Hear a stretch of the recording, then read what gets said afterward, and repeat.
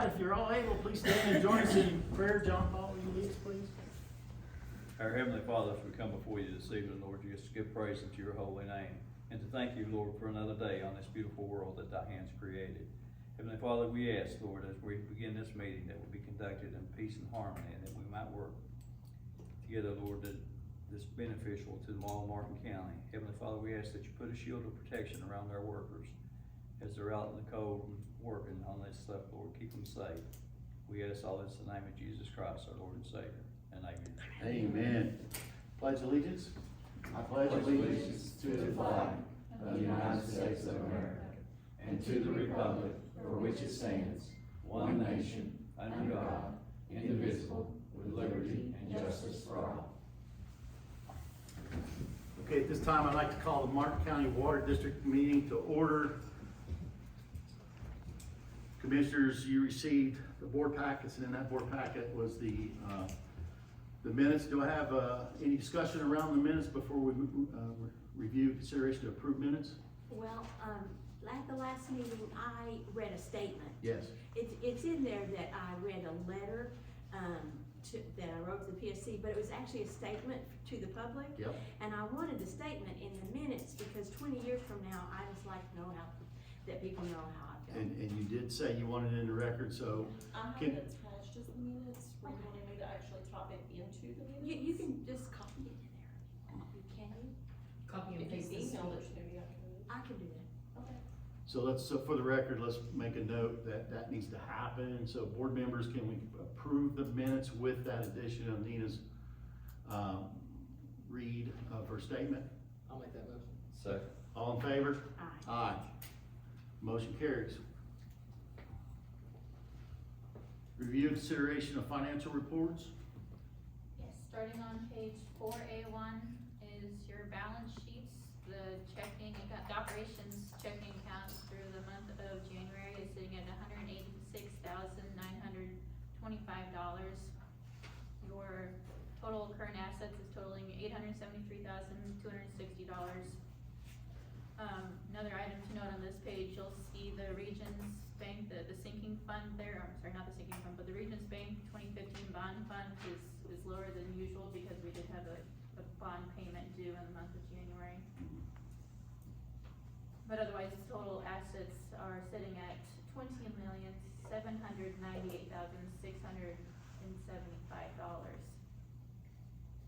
Flipping on over then to the liabilities and district equity. Wasn't much to note on this page other than I'll just mention the accounts payable number, which is $833,762.47. It's a little bit higher than usual, and that was on account of Helen being out sick the last month of January, so we didn't get as many things paid before January 31st, but otherwise you'll see that the liabilities and equity do balance out to the assets at that $20 million mark. Flipping on over then to 4A3, which is the statements of revenues and expenses. As far as operating revenues for the month of January, we were slightly below budget at $11,164 under budget on revenues. When you look at your expenses, those were unfortunately higher than budgeted, which is of course not what we want to see. The biggest reason for that was going to be on your repairs and maintenance, and about $30,000 of that $38,000 was for the rental pump and the diesel. So when you look at the annual budget for repairs and maintenance of $60,000, according to my calculations, we have already met that amount. So that's definitely something we want to keep an eye on. Otherwise, the outside services of $1,920, that's going to be the prime aid for the groundwater study. Miscellaneous services, majority of that's going to be FAHI.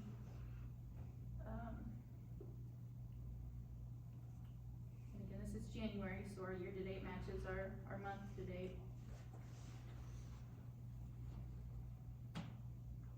No questions on that. We'll jump on over to the Treasury report on 4A4. So, something to note here, I don't know if anyone else has picked this up before, but our Prestonsburg, utilities invoice that we get is represented down in the deposits section. It's not listed in the billing charges because it's not something that goes through our billing system. We just receive a check for them. So if you ever pick up on the discrepancy between the, revenues, you'll see it's listed as public authorities, but on the next page it's listed as deposit. So that's what that discrepancy is.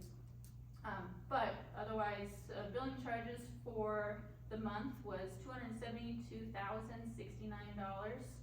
That was just shy of 15 million gallons. When we look at the available balance, it shows that it's $115,562, but again, this report is drawn slightly ahead of when we were able to give you a full list of bills. So there was an update to the list of bills submitted for payment, and that available balance up to date currently is $93,286.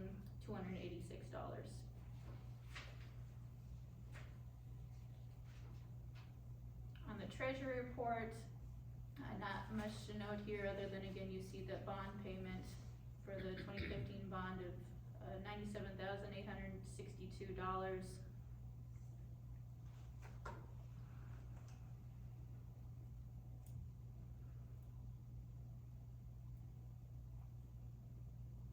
I'll take any questions on that. Okay, so review consideration to approve treasurer's report. So moved. Have a second? I'll second. All in favor? Aye. So we can see that Helen is beneficial when she's around. Yeah. So, review consideration to approve other financials. Alright, so on 4B1, we have the bank reconciliation. I didn't see anything to call to your attention, but if you have any questions, let me know.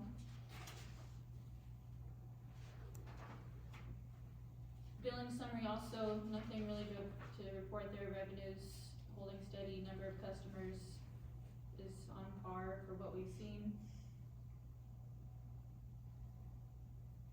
Looking at 4B4, the amount due to Alliance, increased just a little tiny bit there, so, it's sitting around $440,000 or so. Does that include the overages and the, maintenance and? Not yet. So I do have on this next page, in the accounts payable, you'll see the 2025 Alliance Repair cap overage. That number is final, that's $51,770. That will be reflected on the March 1st invoice.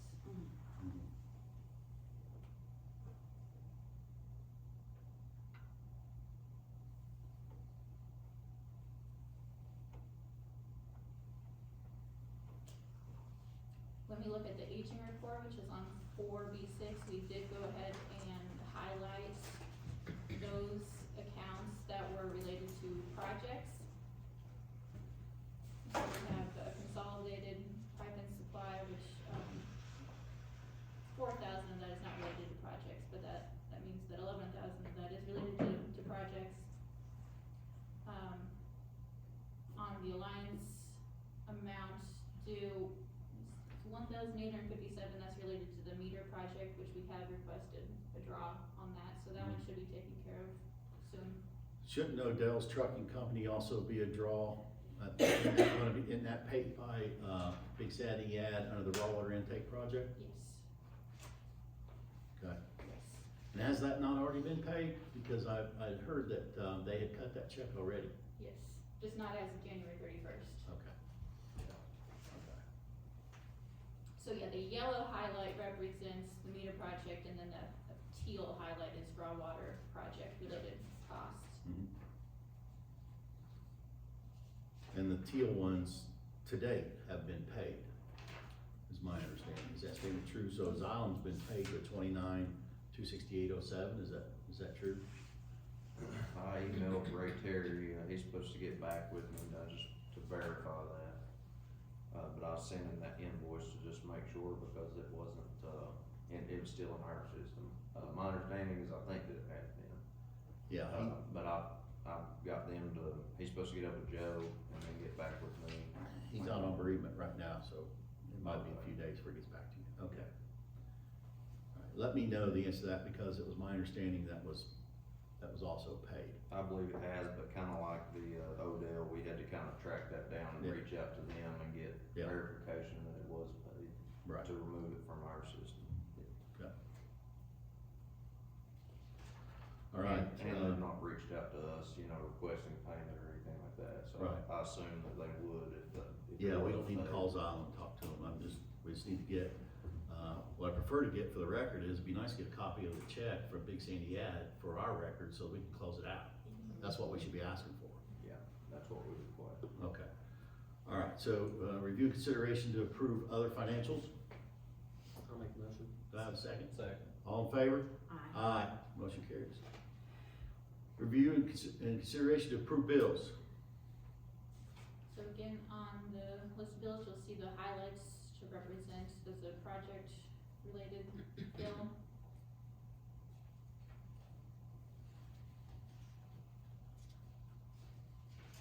And based on our available balance, I mentioned earlier, we are sitting in good shape and we're able to pay the majority of these bills. Mm-hmm. Good. All right, do I have a motion to approve pay bills? So moved. Do I have a second? All in favor? Aye. Aye, motion carries. Legal, Dustin. All right. First item is easement for turkey tank project. I didn't get a chance to ask Brian about that. Are you aware of anything new on that? Yeah, good news.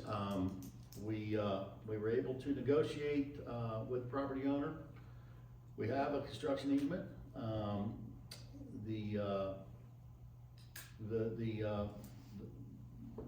The will's been probated, and I'll go down the end of this week and sign the construction easement so it can be recorded.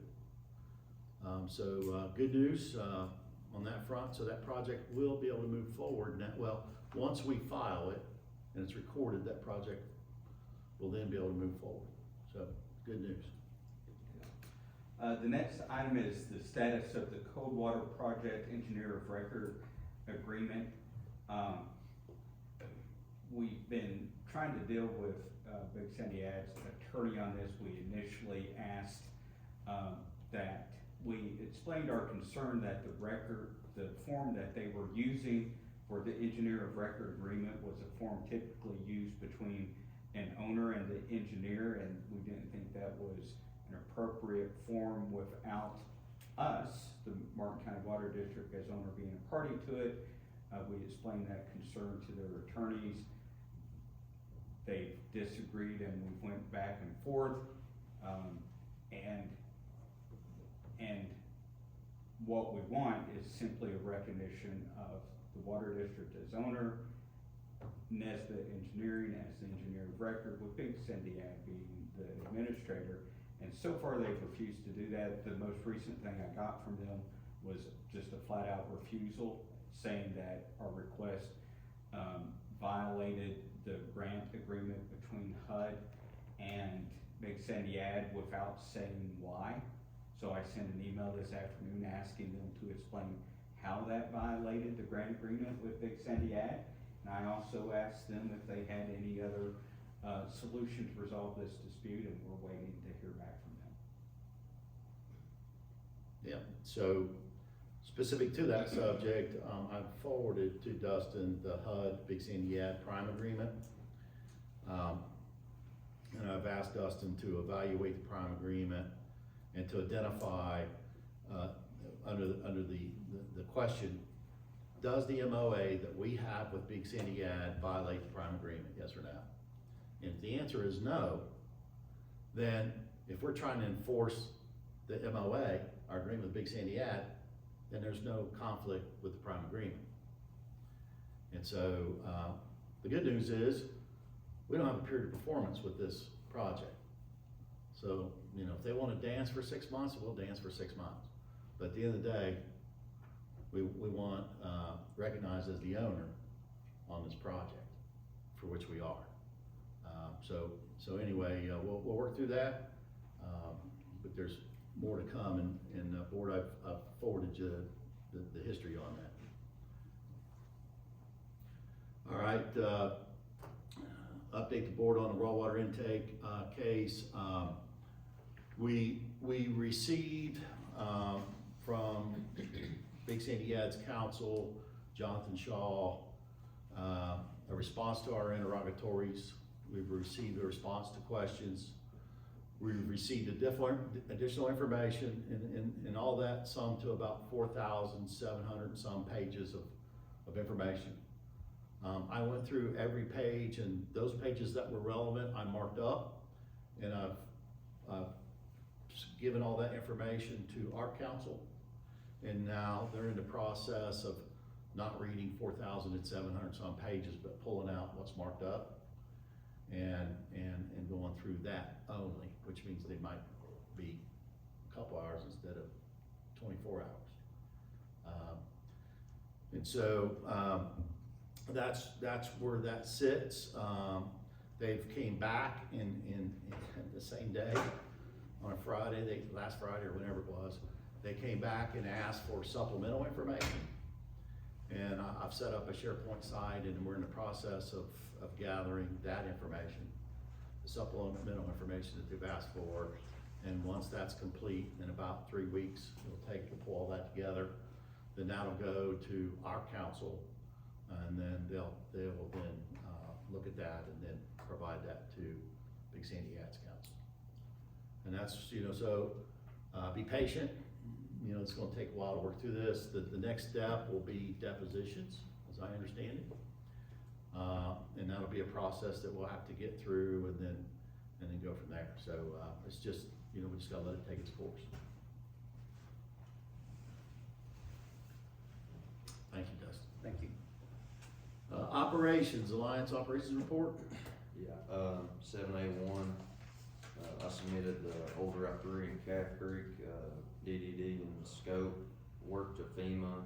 The only thing remaining left to give to them is some timesheets and some invoices, which I plan to do this week, and that will conclude every project throughout both floods, as far as submittals go. We hired 2 utility workers, talked to Tim a little bit about this,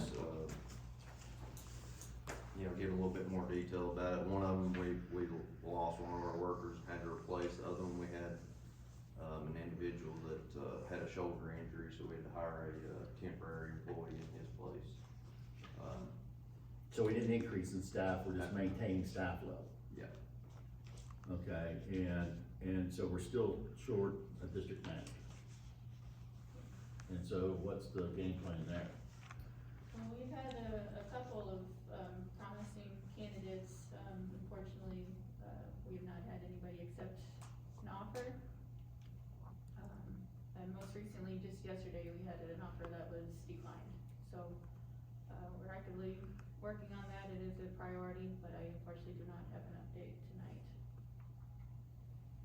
Okay, so we're going on 3 months, right? Yes, sir. Okay, water treatment, January average is 1.35. At the time of this report, we were averaging 1.4. During the freeze, we kinda got up to around 1.5, but we're back around the 1.35 range. Big portion of that, we found a lot of customer side leaks. Reservoir, over the third screen, after this recent rain, it's actually full, completely full. And we, pulled the pump out, Friday, I believe it was. And, we got Jones Oil scheduled to pick the tank up this week, pump the tank out, and give us reimbursement back for the fuel, and, get the tank back to them. So both the diesel pump and the tank and fuel costs will, be gone. Okay, so just wanna stop there for a second. So the pump is off rent, That's right. okay? And the tank is off rent. Yeah. Okay?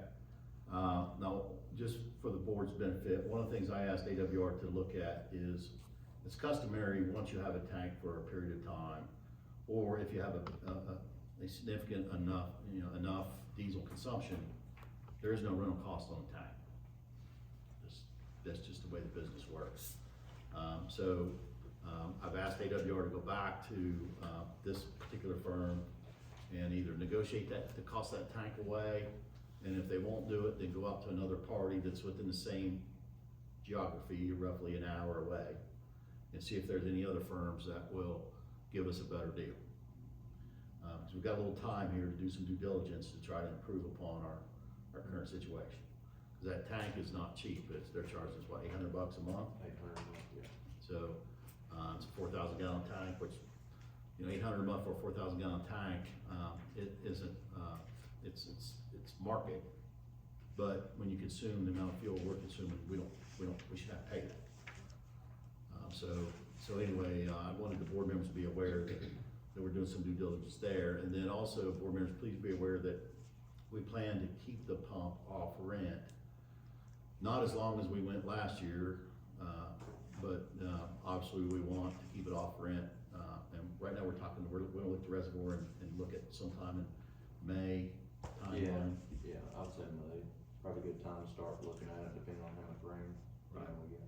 We'll keep a check on it, obviously, we're not gonna let it get down, but usually in the spring, we get pretty good rain, so. Right. I think in the past, we pushed it out to, last year, I think we pushed it out to July, which was too much. It was too long. So, yeah, we'll be starting to look at that in May and keep track of it throughout. Yeah, okay. But we was told that the raw water would be done by that time also. Yeah, and, You know, and I can update the raw water project now. Part of Big San Diego's response to our questions was when will the raw water intake be done, project be done? And the answer what we got back was 6 to 9 months. Will it be 6 to 9 months? At the rate they're going, it won't be, because we've been waiting a month for an engineer's estimate on electrical. And Big San Diego's still asking Bell Engineering for it, Bell Engineering hasn't produced it. And I don't know why, but that's where we're at. So, we'll deal with it each month as it comes.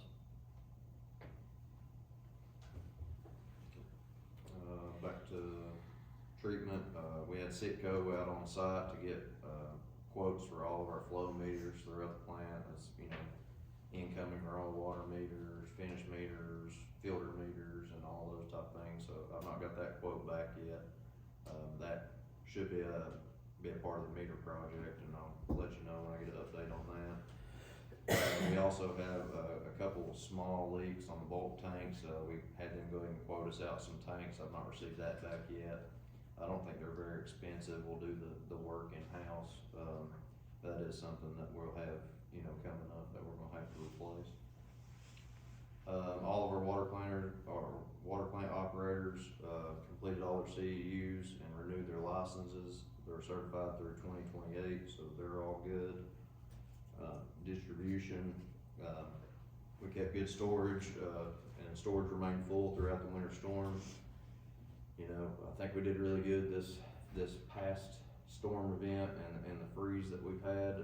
Some of the other neighboring counties, major water problems keeping water in, so I think it was a testament to all the work that we've done and preparation that we've done. So that's really good.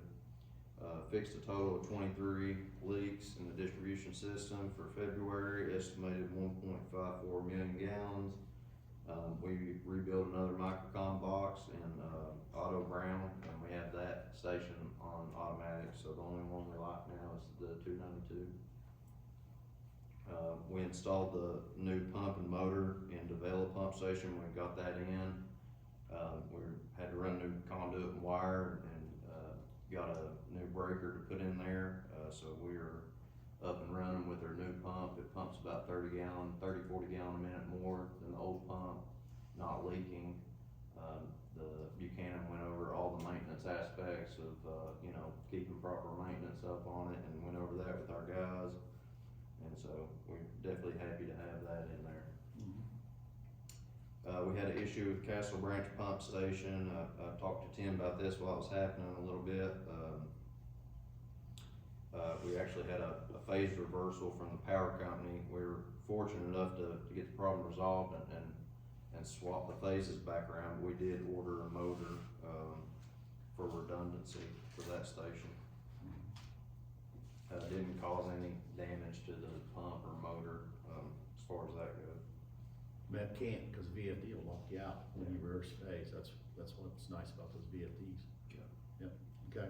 7A2, that shows your graph, like I was telling you, we're currently around the 1.3 to 1.35, and I think that's just, once we did our meter readings, there was a whole host of, different individuals around the county that had leaks on their side that we visited, and, starting to see that decrease. And we have no, we've had some issues on our side, some services, some main, a couple main issues, but, majority of it came from on customer side issues, and having the radio reads, to be able to read them within 3 days and be able to pull it up on a report and just go out immediately and, get to all them. I think that makes a big difference too, to get out to them quick.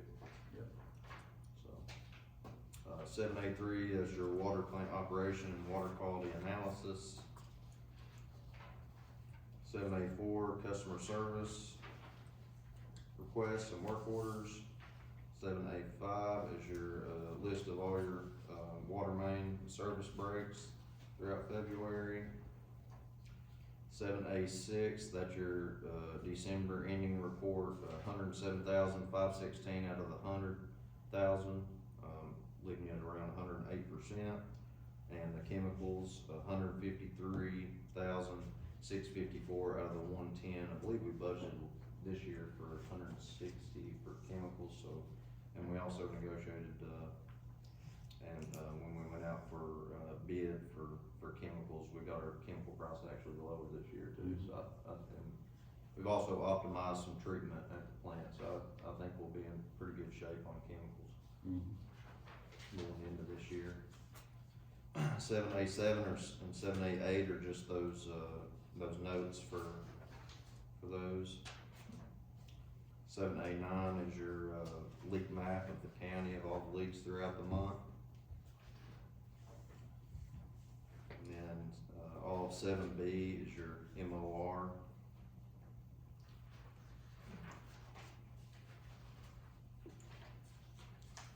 7C1, water loss for January come in at 51.89%, so a little bit lower than last month.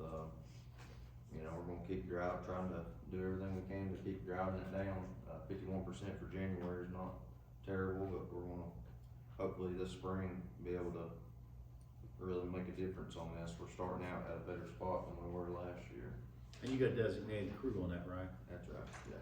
Plus, we're gonna be getting installing all new master meters, which is gonna make a huge difference too. Yeah. And part of that meter project was a new flow meter that we can, and flow kits that we can install, on various mains, throughout the county that we have, would technically have to go out and dig down to just to put a flow on it. And we're gonna be able to get some pits out of that, to where our guys can, and a flow meter out of that, to where our guys can get in there quick, in certain areas of the county. It's gonna make it quicker and faster to, find out where all the water's going. So. Did you talk to operations staff about filter number 5 and what's going on with turbidity on it? I did, and we have made some, now the flow was kinda even across. They had made the adjustments to lower, in number 3, it was slightly lower. Our top filter coming in is a 0.3, on top of them, which is almost, the same amount of water, regulation for what can go out of them. So I've told them to go back, do some jar tests, and analyze to see if maybe, we have such low turbidity coming in. Sometimes from what I've seen over the years in a water plant is sometimes too low of top filter turbidity. The filters, might have issues catching it. So there's one thing that they've kind of adjusted and they're doing some trials on. The other thing The one is. thing, the Delpac, is what you're Yeah, referring to? the Delpac, yeah. Okay, And then the other thing is, you know, those are the filters that have the holes in them. yeah. So I think that's definitely playing a little bit of part in that, but they have adjusted to a lower flow, even lower than what they were on that, put more through units 1 and 2. And I've asked them to go back and do some jar testing and kinda, you know, create some more flock to be able to, you know, create bigger flock for the filters to be able to catch. Yes, okay. Yeah. Yeah. So board members, what I'm referring to is if you look at, sheet 7B-8, when you get these board packets, if you go to 7B-8, or if you just go to individual filter effluent turbidity daily maximum, and look at those, if anything, just look at your averages at the bottom. We wanna target 0.1, that's really what you wanna target, that's what you wanna see. But when you start getting, you know, still well within quality water standards, but, when you get to like filter 5 at 0.19, you know, that's a flag, that's, hey, something's going on here, what's going on? And start addressing it, but, still, the turbidity readings and the water quality in Martin County it's good water, there's no question about that. You know, once we get the DLG ARC fund for our master plan for water, I think we're gonna see, some light shed on some areas that we need to improve. Okay, thank you. Okay, 7D1 through 7D6 are normal adjustment, leak adjustments, and then on 7D7 is that second leak adjustment that, I don't know if you wanted to, you know, do a separate on that, or how you wanted to do that. Okay, so first let's look at, the leak adjustments. Board members, do have a motion to, approve the leak adjustments for the 12-month rolling average? Is there any questions on those adjustments? I'll make the motion. Second. All in favor? Aye. Aye, so motion carries. The second item on here, which is not typical, board members, I did a research analysis of, first question is, you know, we had an individual come in and said, hey, I've got another leak. And it was, as you can see, it was a major leak. And the question was, well, can I get a leak adjustment? And as we all know, our tariffs say, one leak adjustment within a 12-month rolling average, is what it says. But under KRS, Kentucky Residential Statutes, this board is allowed to grant up to 2 in a 12-month period. And then it also says that if there's a third, that this board would be required to have them replace their entire water line from the meter into their house before it could be approved by this board. Now I'm asking the board to approve this second leak adjustment request within the 12 months. And that's a separate approval from the tariff 12-month rolling average. I'll make a motion that we. Do I have a second? I'll second. All in favor? Aye. Aye. Motion carries. Thank you. So with that, we'll get on to the capital projects report. I noticed in this board package, you put the WRIS project summary, which is fine. It's good information to have. But what I'll touch on is the capital improvement project list. Board members, I have not changed it. There will be an update to this once the Kentucky W Waters program is defined at that point. But it hasn't changed yet. And also something else that's going to influence this as well is per the board's approval, I've been working with Fahi on identifying, additional grant monies out there and what can be funded in 2026. And board members, I think I sent you all a summary, executive summary, and I also sent you a breakdown of that executive summary so you could see the grant work that's happening. I feel pretty good about the grant work, and it's gonna be some exciting news coming up in the near future on the things that we'll be doing. And I'll bring those particular grant items before this board for approval before we enter into, going from a TA, which is technical assistance to identify and find grants, to actually doing a grant. And that would be the next step, so, but there's no changes to this. I'm prayerful that our service debt, which is our number one priority, will be covered under Kentucky W Waters. Our number two, tank inspections and painting will be covered under Kentucky W Waters. Our trucks and equipment under Kentucky W Waters. Our water system controls and wall water modifications phase 3. And our 292 booster station water line replacement and the Bella Road pump station and line replacement. Those are all Kentucky W Waters. Those are 6 projects. And I can tell you that there's a lot of people pulling for us to get those 6.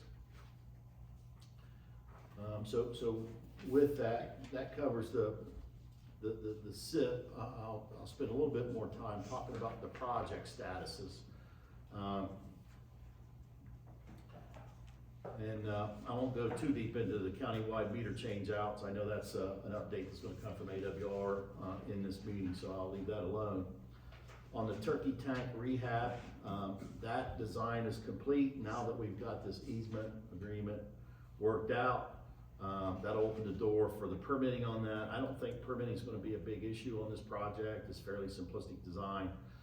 And I do expect that this work will be done and wrapped up in August of this year. The Middle Fork Auto Brown booster station and line replacement, that project design is complete and went for permitting. There was questions that came back. We've addressed the questions. The questions were focused around hydraulics and also design. And I had to sign a new permit application based on the modifications to the design. But that project is on track, and I do expect that permitting will wrap up by mid-April, and will be a procurement in April through June, and we'll start work thereafter. The lead service line inventory, that's an ongoing project. Again, that pop is up by November 1st, 2026, so it's up this year. And Colby or Erica, I thought I seen coming out of the Commonwealth House some additional information on lead survey and request to identify the unknowns. So take a look at that and see if that statement's true. Is there something that came out from the statute that requires us to take that next step? Because that's what we're waiting on. We're waiting for them to give us guidance on that next step. Yeah, I went to a class in Prestonburg, just for that specific thing, and I think it was, 27 or 28, I have to regroup on that. They've got a couple items that they're pushing for, but, by the sounds of the date that we have here, I don't know if they may be extended as it goes or something, but, Yeah, so what I'll do is this is KIA funded, and Big C in the ad is the administrator. I'll write a POP extension request letter, once we get within 3 months of that POP, and then I'll give it to, Big C in the ad to send to KIA on our behalf. it's gonna be an ongoing thing. Exactly. Over a course of time as Right, they that's right. update, yeah. Mhm. The cold water line improvement project, phase 1, this project is at a standstill. We are having some legal issues with Big Sandy Ad on getting an engineer of record under contract. And we're just gonna have to continue to work through that. So that's where that one stands. The Route 40 East Water Line Improvements Project, that project is in permitting now. we should be getting that any time.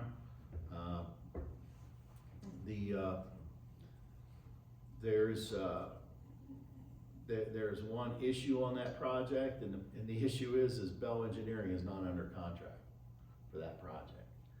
And, I sent Bell Engineering, a PSA, the one that this board approved. And we'll see what they come back with. AML, who is the funding entity of this project, would prefer that Bell finish it since they started it. But if Bell and the district can't come to terms on the agreement, then we'll be forced to, well, I'll come back before this board and ask for approval to do something else. But I have not went down that path because I don't know that it's necessary. Water system improvements telemetry project. This project is at a standstill. This is a EEC KDAL funded project. Bell Engineering is the engineer of record. Big Sandy Ad is the administrator. The POP on this is December 2nd, 2026. Microcom has a direct contract with the district. I recently went through that contract. I also went through the spec book, and I crafted an email to Bell Engineering. It's my opinion that Microcom should be issued a deficiency letter because they have not fulfilled the terms of the contract. And also, they have exceeded the contract timeline. From memory, they had to have the project finished by October the 15th, 2025. And under that contract agreement, LDs initiated $750 per calendar day after that date. And so they have not met the requirements. And so I'm waiting on Bell to give us a draft deficiency letter. But I crafted an email last night with all the deficiencies in it, kind of help them along. And it's a list of about 8 items that they're deficient on. And so stay tuned there. It's my intent later this week to call Microcom and talk to them, and try to get a feel for what their game plan is.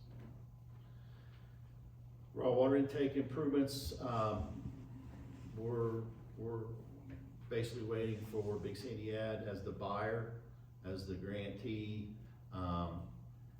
to finish this project. We're a third-party beneficiary. We're not signatory to any of the subcontracts to get this work done. And like I said previously, Big Sandy Ad saying 6 to 9 months. But there were some invoices paid recently though? Say again? You also mentioned there was I guess an invoice paid to Xylem in this project? So specific to invoices, Big Sandy Ad has submitted invoices to AML, because AML was partially funding the project and Army Corps of Engineers was also funding the project. Big Sandy Ad sent AML invoices to spend the $26,000 remaining on the AML budget. The AML received those invoices before the POP concluded. The POP concluded January the 27th of 2026. So those invoices will get paid. AML is done. We're not going to extend a new POP. They're not going to fund any more on this project. So now it's left between Big Sandy Ad and Army Corps of Engineers. But I can tell you that Big Sandy Ad and Army Corps of Engineers does not have the funding to finish the job. I know that. So last I was told, that Big Sandy Ad is looking for additional funding to finish the job. And I'm not privy to what that means as far as with who or how or what. But that's where that sits. The emergency backup generators, we're still waiting on FEMA.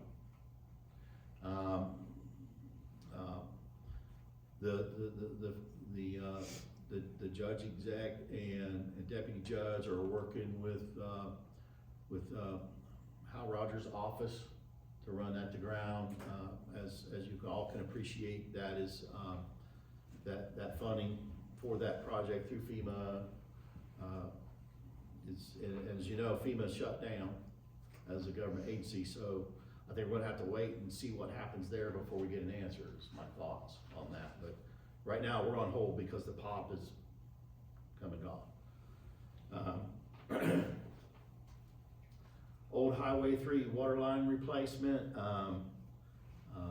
right now, the board, last board meeting, the board approved me to sign that MOA with AML. I've signed it.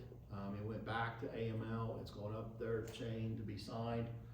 As soon as it's signed by them, then AML will hold a kickoff meeting.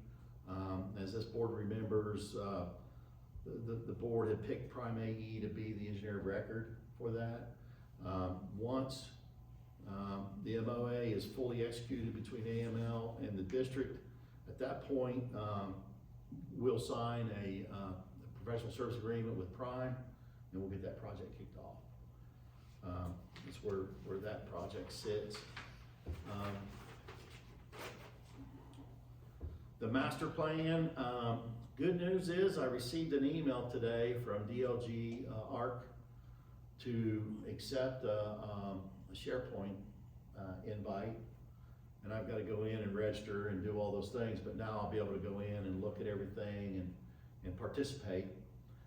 But I think in a couple of weeks we'll have some good news on that to get the funding we need. If you remember, we've got $50,000 seed money from Thrive Coalition, and then $200,000 we're looking to get as a grant through DLG ARC program, and it's critical we get that water master plan initiated because we need that to get grant money in the future.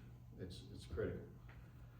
So that's where we sit with that. So I'm prayerful that we'll have our next regular board meeting. We'll have some good news on that. KYTC beauty water line relocation. Good news is there. We have an MOA in place with KYTC. That's done. We have a EOR agreement in place with Prime AE. And so that project is moving forward. And so that pretty much concludes the projects that we have. And then also, you're probably not aware, or maybe you are, I don't know, I've been so busy, but AML came back to us and asked us if we would do an application for Old Highway 3 Phase 2. Because if you remember, Old Highway 3 actually has 4 phases to it. Phase 1, we're doing now. Phase 2, we did an application for, and so we completed that application, and that went to AML, and they needed that for budgeting for next year, so they can fund that Phase 2. And we've already given them Phase 3 and Phase 4 information.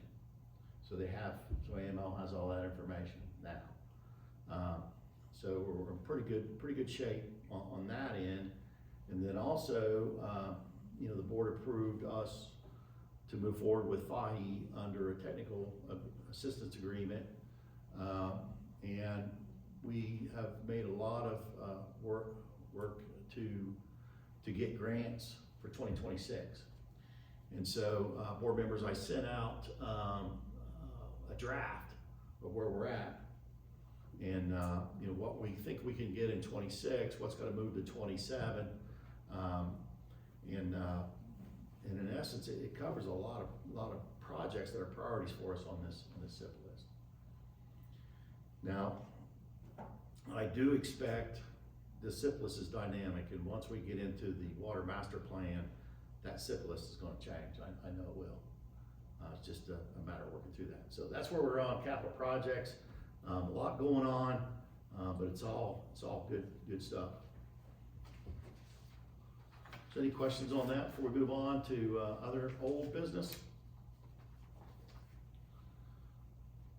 So AWR, you want to update us on the master delivery and construction schedule? Yes, I handed this out to you all last time, but didn't get it in the packet in time. But none of the money budgeting part of it has changed. I've changed a few of the dates at the bottom here. But the biggest thing right now is they do We do have the 2-inch, the 6-inch, and the 8-inch commercial and zone meters in, and we should be getting the first week of March, the 3 and the 4, so I plan to, we start submitting invoices and draws. We'll just keep, updating this as we go to keep track of everything and be able to keep updates on them, so. Yeah, it's in the board packet, just so you know, it's, the Yeah. meter project's in the board packet. Yeah, so I'll just keep updating that as we go. No updates right now, but look in the near future for that to start, kicking back off, as we go into spring.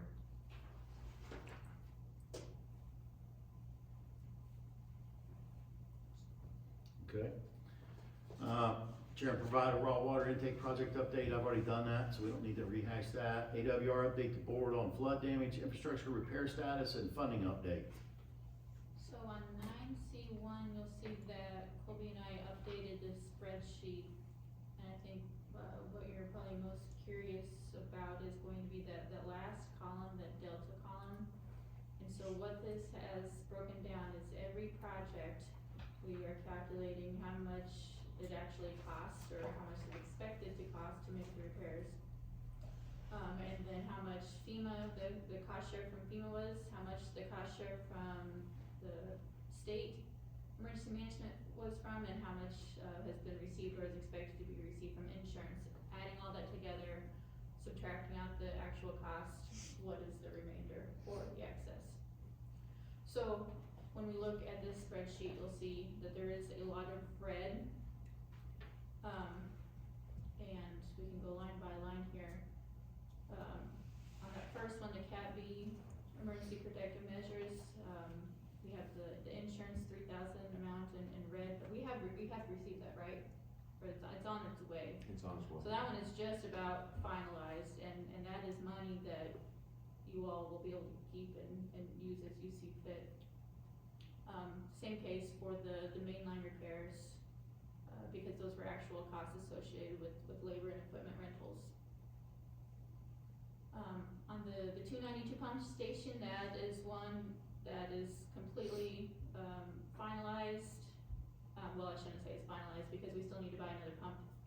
But as far as funds received, that is complete, and we are sitting in excess of $6,355, which will need to go back to FEMA once we've got that other pump purchased. Yeah, so, like we talked about, Erica, the concern I have is when we look at the red, the column, where you've got out here, the comparison between actual cost minus FEMA plus Kentucky Emergency Management and insurance, when you look at the deltas, what's in red is we're deficient money, right? So of these that were deficient money, which ones of these fall under professional liability that's in red?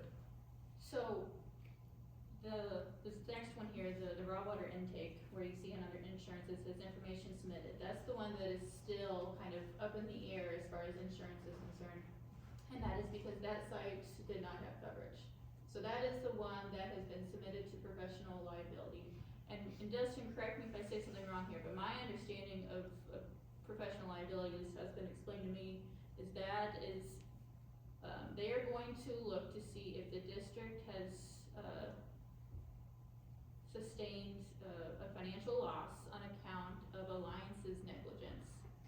And they will not be able to answer that until everything is said and done, until the property insurance has paid out, in which case they did not, until FEMA has paid out, until SEMA has paid out, and until the project is complete. At that point, they'll be able to look at it and determine whether the district suffered a loss, again, as a result of Alliance's negligence.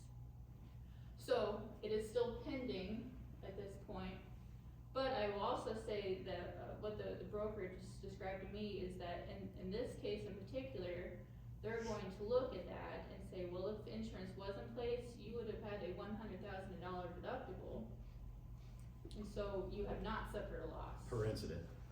Per incident, yes. Okay, so let me spin it a different way. Per incident, this wouldn't have went under professional liability, this would have went under our infrastructure policy. and per incident, we would have exceeded the $100,000. Therefore, per incident, we wouldn't be upside down $33,000. We would be made, whole. Well, it's, Because the way you describe it, the way I understand what you're saying, is AWR, through your negligence, is not gonna have to pay us anything for this loss. well, it's not per incident, it is per site. So the heartburn I have is any loss that we had should have been under our policy and not under professional liability. And again, there would have been a $100,000 deductible, and in this case, FEMA has paid $166,000, leaving the remainder at $33,000, which is less than that $100,000 deductible that you would have had to pay. So the legal question I'm gonna have is if the district takes a loss due to negligence, where does that put the district? And you don't have to answer that here, today, or now, We can talk about it. but that's the concern. And that's exactly what's been submitted to this professional liability company for their review, but they will not, answer until, again, it's all said and done. Well, they're not gonna answer because they wanna see what everybody else is gonna can do. Cause then they can't, cause they don't wanna answer because they gotta know the math, because the math helps them. Because by their definition of loss, it's not the total loss, the loss is as well, how much is, once everybody else pays, how much is the district out at that point? Not what was the district out at the beginning of the loss, and nobody paying. There's a difference. So, for the record, I wanted to note that, the district should never take a loss for someone's negligence. Okay. All right. So those were the February flood updates. On April, these were two sites, that were covered, but again, did not, neither one of them that met that $100,000 mark. So there's no, property, payout on those cases, but you can see what the delta is following the FEMA and SEMA payments. These are still estimated at this point, we have not received these funds yet.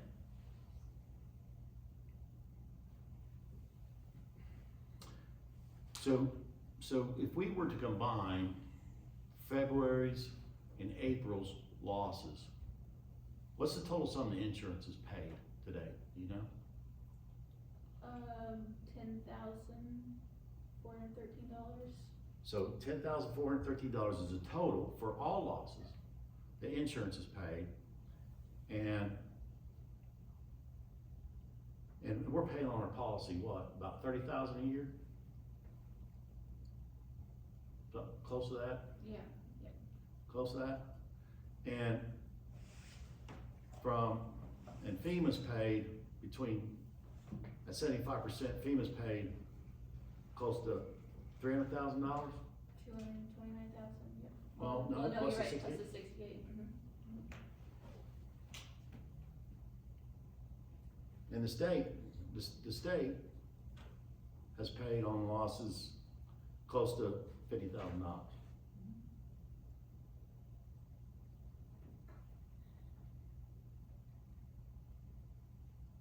Kind of begs the question, why do you spend $30,000 a year for a policy when you get paid 10? And you're being asked to take a loss of $47,000. That makes no sense to me. It's not a very good policy in my book. Okay. All right, moving on. Board members, any questions on where we're at with FEMA disaster update? Are we good? Okay, moving on. FEMA disaster update. Consider a motion for Colby May to sign to receive funds for project 825699 Old Highway 3 main line repairs. Do I have a motion? So moved. Do I have a second? I'll second. All in favor? Aye. Motion carries, thank you. AWR update board on insurance claims, that's happened, I think. chairman provide fine DLG ARC and Kentucky WR's applications update. I've already given an update on the DLG ARC, and then on the Kentucky WR's application, as board members, as you're aware, there was a RS 26 HB 651 bill that was introduced. And in essence, what that bill did, and I'm just gonna kind of layman's terms, 40,000 foot, it changed the metrics for which the Kentucky WR's awards would occur under, and it also put an emergency on that bill to where it would take immediate effect. In my review of that bill was not advantageous to Martin County at all. In fact, if you read it, it almost appears it's written to hurt our county in the Kentucky WR's program. It just, that's what it does. So with that, you know, I'm prayerful that our Commonwealth legislatures, you know, do the right thing. As most of you know, under Kentucky WR's, we submitted 6 water applications, 5 sanitation applications, wastewater. And if you go by the weighted metrics that's in the KIA board approved booklet, attachment B, the first 20 projects includes our 11 projects. The money's on hand. The last I checked, the fund had $53.389 million in it, and the first 20 projects adds up to $53.5 million roughly. So, you know, we'll just see how things play out. I know that things are going on at the Capitol to work through this, and just be in agreement with me. It works out in our favor. So moving, no questions on that. AWR discussed operating licensing status and succession planning timeline. I know you gave us an update on licenses, but succession planning, where are we at with that?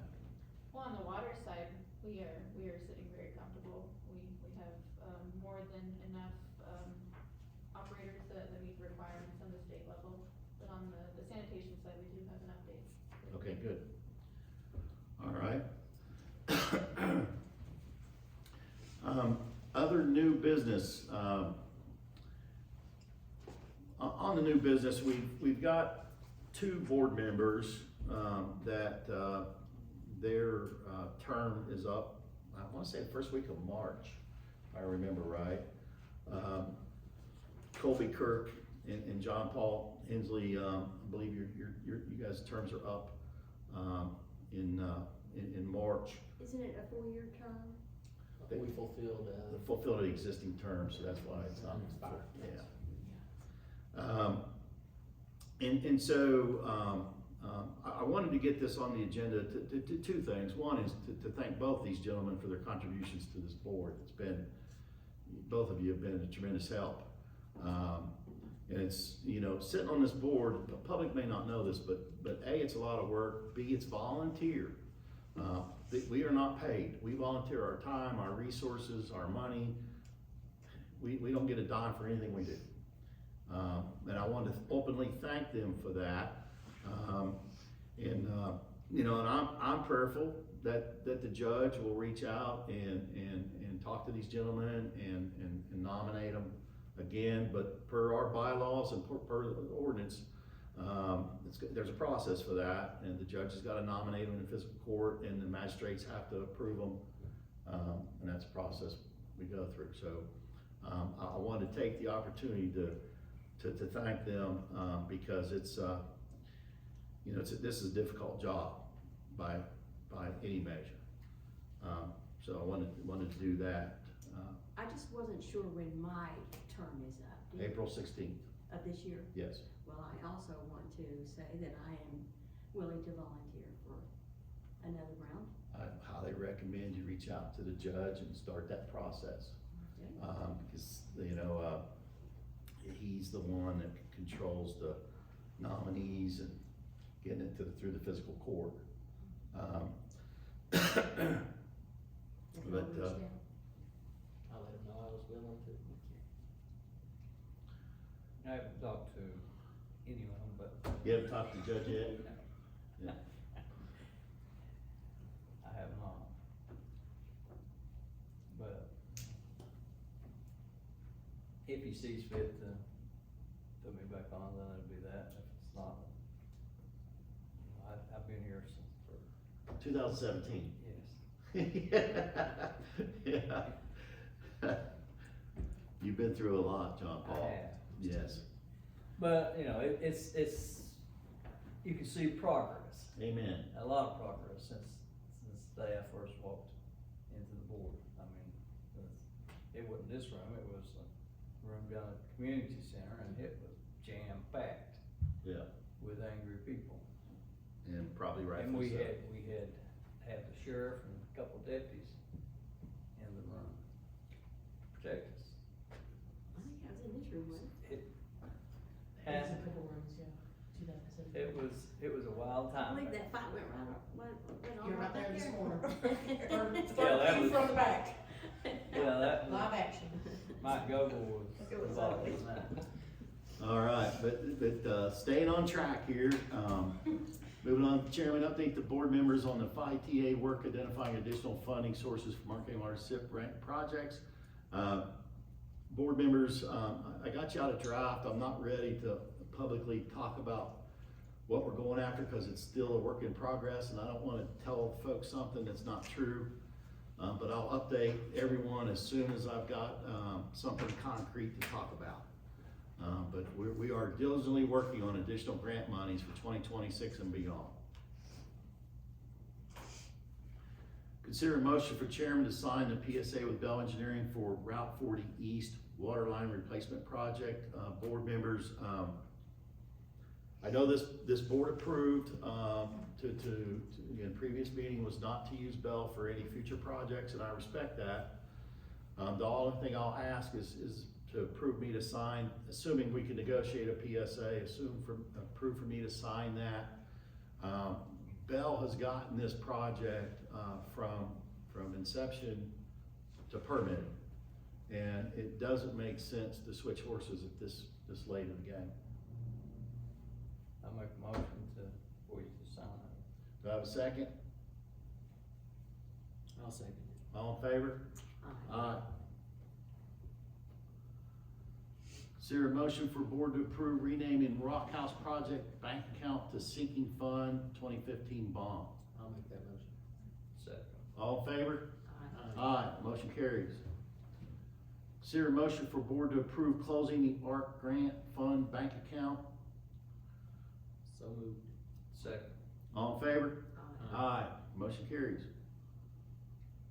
Board review AWR internal control policy. Board members, it was in your board packets. Is there any discussion around that policy? Sounds like a good policy. You're gonna have backup.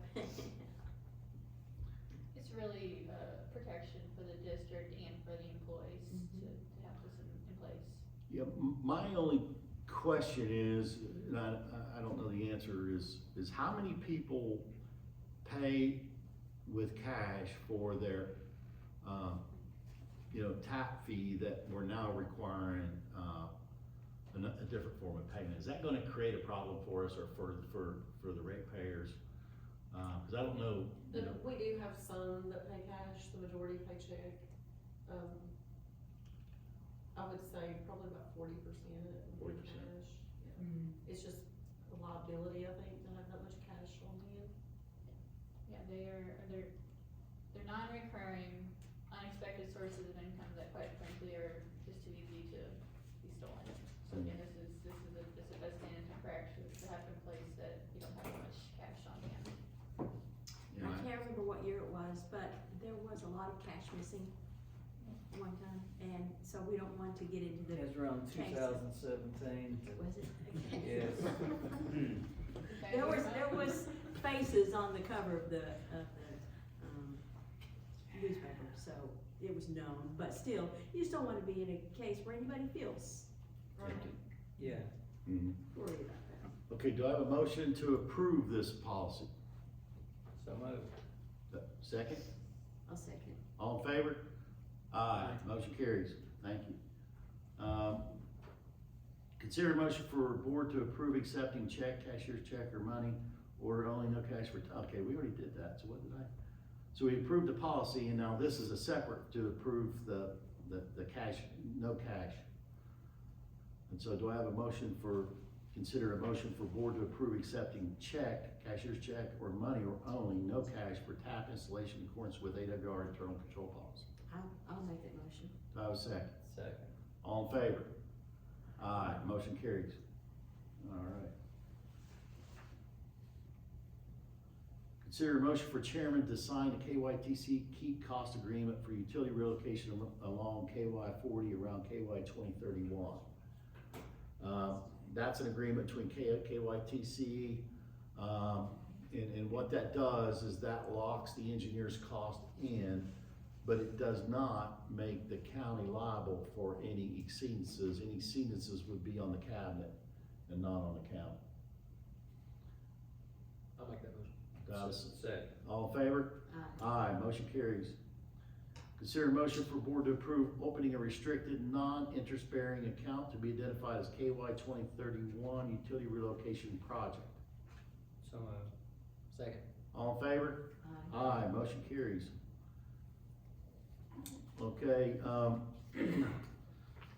consider a motion to convene into closed executive session. Board members would like to discuss a recent line break and property flooding issue. Discuss raw water intake case, customer refusal to grant property access to disconnect water service, cold water project, Big Sandy Ad, EOR contract issues, discuss 292 tank telemetry project legal concerns, and discuss Bell Engineering projects and contract issues. So there's quite a few things to talk about. Do I have a motion? Motion to go into executive session. Do I have a second? I'll second. All in favor? Aye. Motion carries.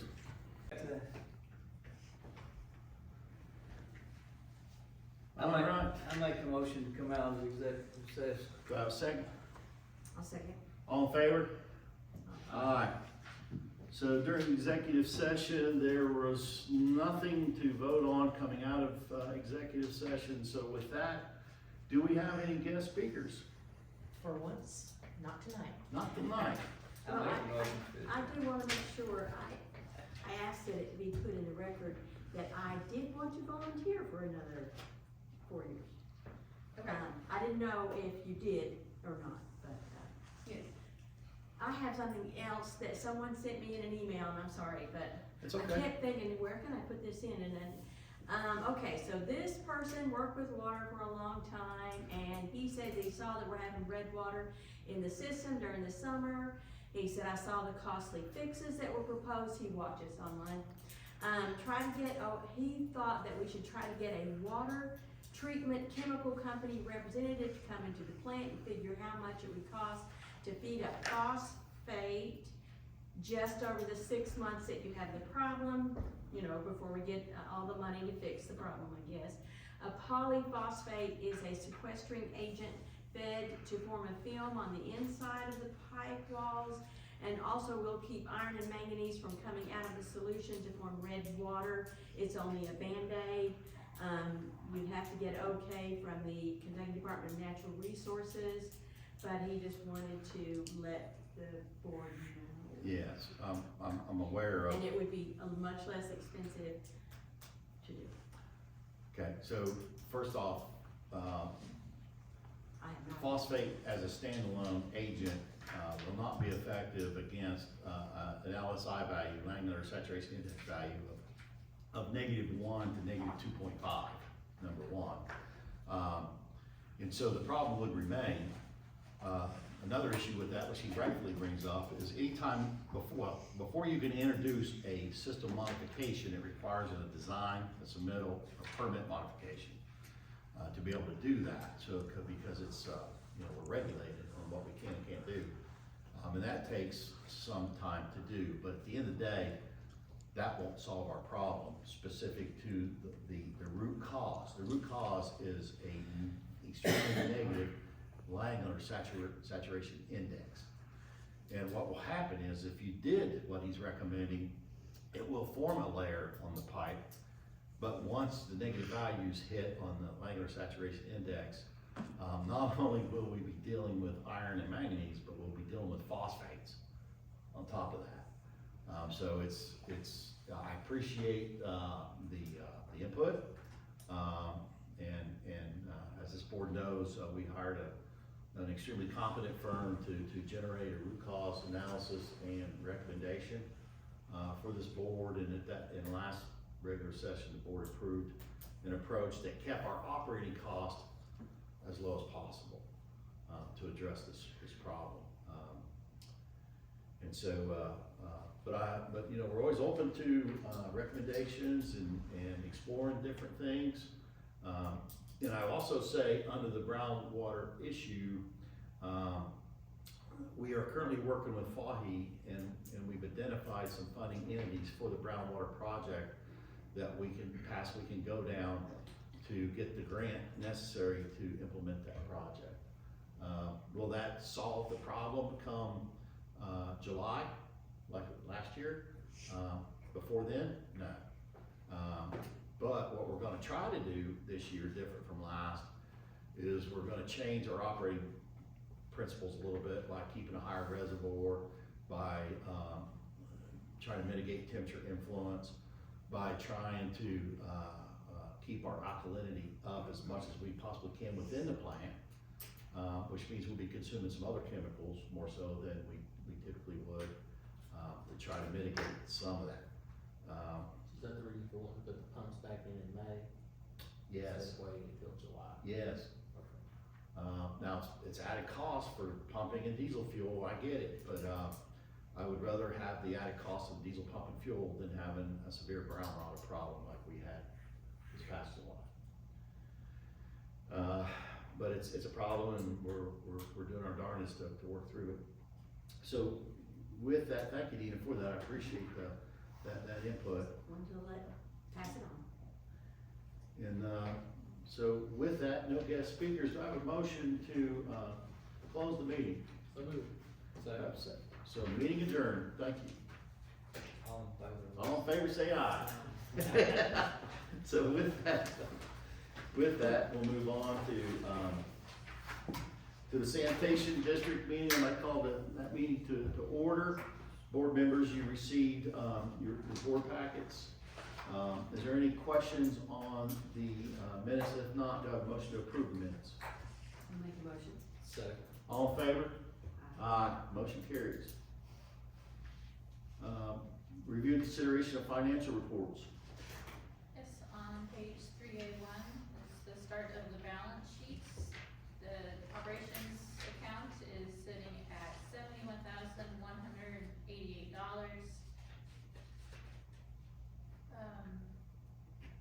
See your disaster relief funds, restricted cash account has $621,974. Total assets has risen above the $9 million mark, so we are at $9,888,000.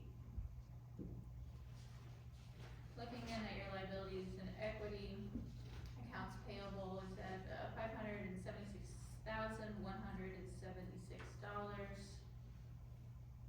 There was a bond payment that was made in February, so you'll see that on next month's balance sheet. But otherwise, you'll see the sheets to balance out there at a $9 million amount. On 3A3, which I forgot to mention this on the water side, but the reason you aren't seeing the repair and chemical overages like we usually do is that the Alliance financials are 1 month behind, so we do not know January's amounts yet. You'll see those next month. But for revenues for the month of January, we were under budget quite a bit, to the tune of $8,322, which was unfortunate. And again, we're seeing expenses were up a little bit. We were $5,300 over budget. Just a couple of items noted on there. The repairs and maintenance, that's United Rental expenses. Those are Plan B expenses that are paid through the FEMA monies, disaster monies. Yes, Okay. so, when we get down in later part of this, you'll see that the report shows that we don't have enough money to pay the bills, but we really do. Yeah, that's the point I was wanting you to make. Yes.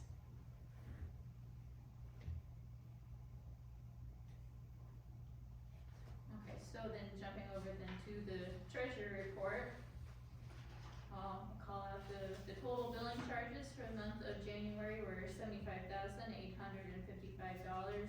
That was 4.38 million gallons billed. And again, at the bottom there, you see a negative available balance. However, actually in the up-to-date bill submitted amount is actually $163,654. Of that, 89,000 of that is project invoices. So, when you account for that, we are actually, sitting at an available balance of $22,000. Yeah.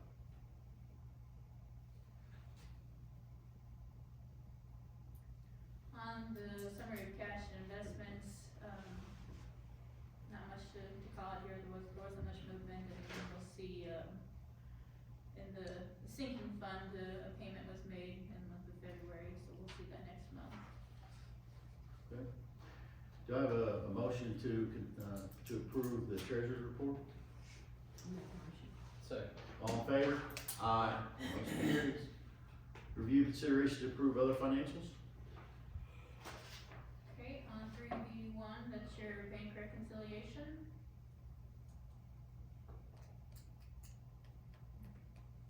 No questions on that. On the billing summary,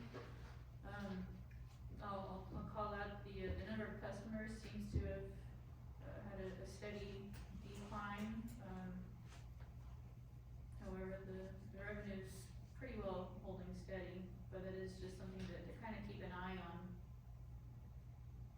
Well, on the water side, we've lost 50 customers, 50 accounts. On the sanitation side, we've lost approximately 32. Is that related to the FEMA buyouts or flooding back? Probably, yes. On 3B3, it shows the outstanding vendor debt, however, this graph is inaccurate, so I apologize for that. The true number for the end of January for outstanding vendor debt is actually at $323,000. So if this graph were to be accurate, that point would actually be down at the bottom zero axis, essentially. Yeah. So that's good news, that's trending down, Yeah. very good news. And I think a big part of that was where, this board approved to put Plan B money towards AWR's invoice number 1, and then also this board approved to pay expenditures on the FEMA stuff to get those invoices paid for the disaster. And that's what's driving that down. Okay, then on 3B4, we have this new accounts payable breakdown. So there's the breakdown how we arrived at, that $576,174. And then when you look at the aging report, we again have highlighted those accounts that are related to projects, green being FEMA, yellow being other capital projects. On United, so we owe them $14,279, about $1,200 of that is not project related. Primate, that is project related, the odor study is not in this aging report. Okay. All right, do have a motion to consider to approve other financials? Second. All in favor? Aye. Motion carries. Review consideration to approve bills. Okay, so again, this is the updated amount of total bills at that $163,000.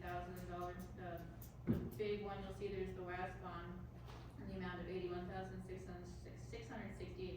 We will transfer money out of the disaster relief to pay. In fact, I think we already have done that. We've already transferred that into operations. We've got the checks to sign tonight. Yes. Okay.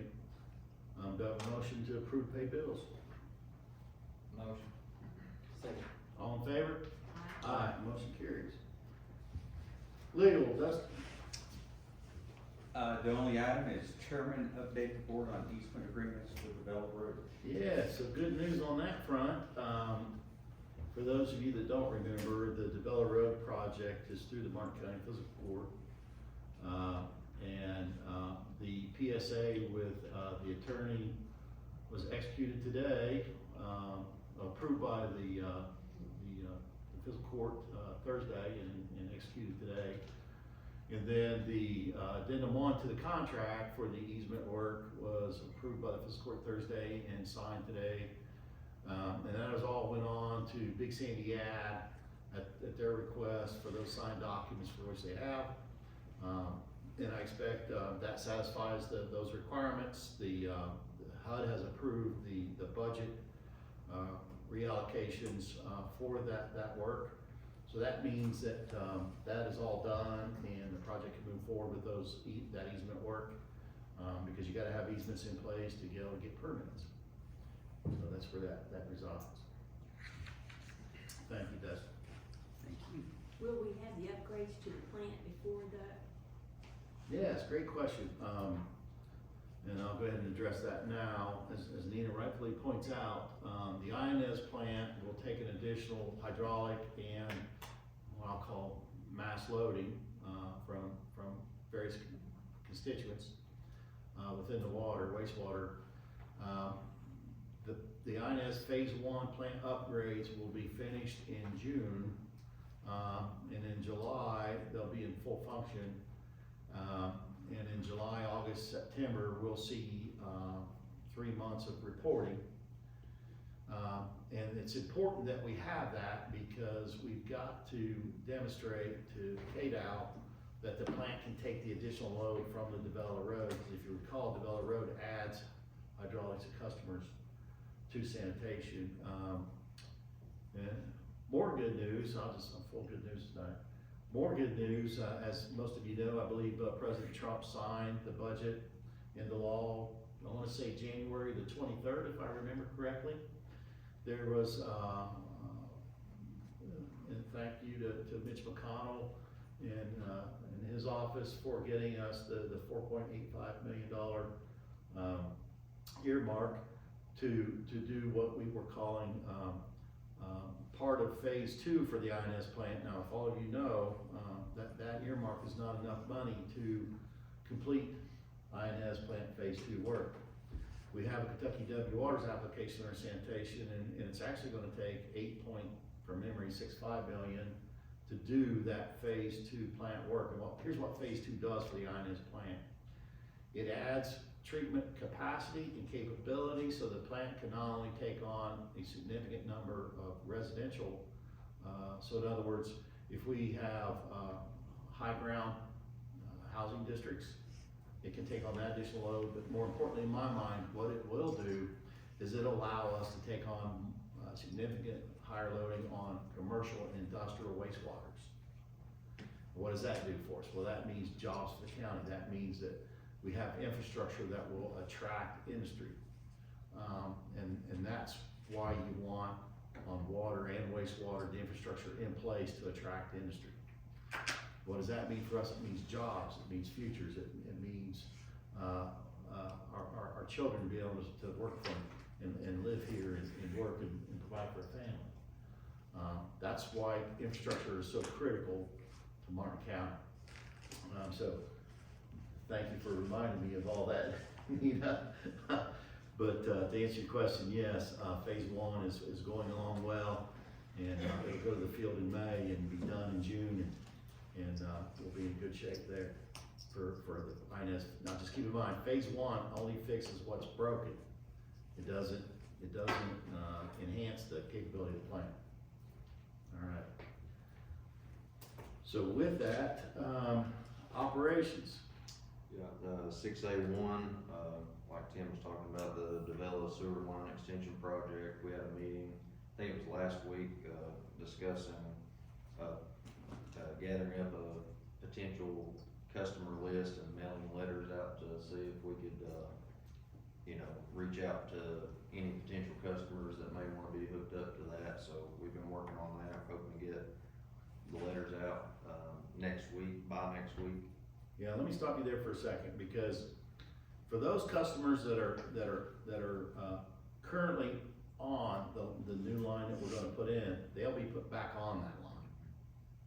But there are homes in the area that are currently on the district's, services. And these letters are gonna offer you that service. If you don't take advantage of that service, we're not gonna put future taps in for you at a later date. So we can include the cost of those taps now into the project and save those that are interested some money. Cause there's a cost associated with the tap fee. And this project would eliminate that tap fee to the customer. We'll tie you in right at the point. And for existing customers, there's no cost to you. You got a tap now. With the new line, you're gonna have a new tap, but it's no cost to you. The key for all parties involved is, and one of my biggest concerns is making sure that those customers we serve are not interrupted. So we'll do everything we can to mitigate any interruptions in service whatsoever, through this project. Thank you. Wastewater treatment, Mike Oler, passed his wastewater treatment class 2 exam. And we actually learned today, this is kind of something I've never experienced with the state. The state actually reached out to him today to let them know that they had to regrade every test since January because of the Scantron system that they have.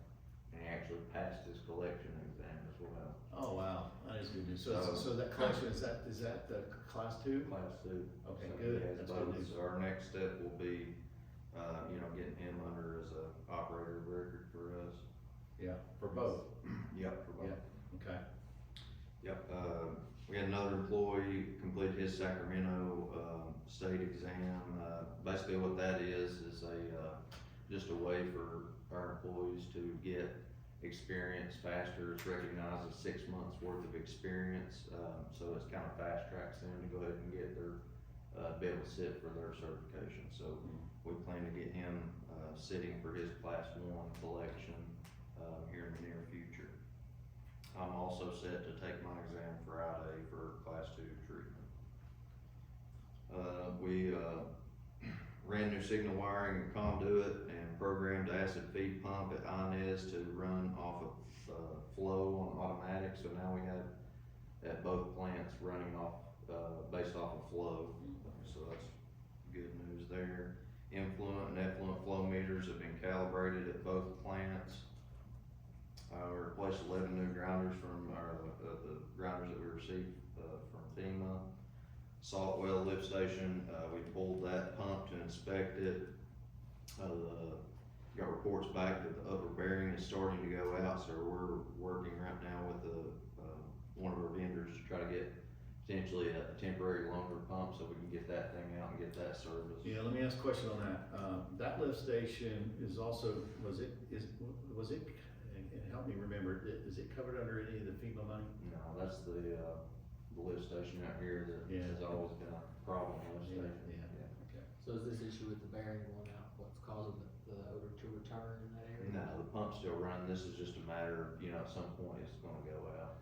Yeah, the other problem we have at this particular lift station is because we don't have enough flow through the pipe system to keep the line flushed. And so the Develop Road project will solve that problem. In the meantime, I've asked AWR to flush that line, so that, they're probably gonna flush it once a week, I'm guessing. Yeah. To mitigate that odor problem as best we can. But the other issue at Salt Lake is there's not enough flow through the pipe and there's too much residence time and you get into anaerobic conditions. Okay, IGA, Quail Hollow, Salt Well, and Davis Branch, just like what he was just talking about, we pumped those empty and sprayed them down, flush, got all the debris out, inspected the pumps, checked the floats and flushed, those lift stations. Under FEMA here, we pulled Locust Court pump, we pulled the spare pump out of Locust Court report so we could send it, with one of our vendors so that we could get quotes back for custom rail assembly to match the new pumps so that we can, order, new pumps for IGA and Locust Court. Those are the identical stations. We installed new lead lag floats in Locust Court and cleaned and cleared the lateral blockage in town behind the subway building. 6A2, these are your plant operation reports, had all passes on the E. coli's at Inez and no failures at Tug Valley. 6A3 is your work orders and service call summary sheet.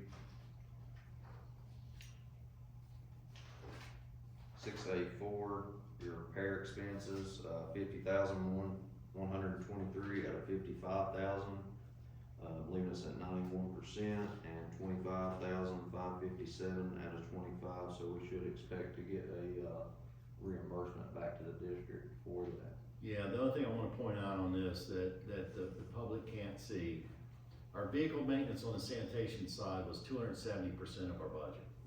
Our fleet's in bad shape. It is. Hence why we've got a Kentucky W Waters app in for some trucks and equipment.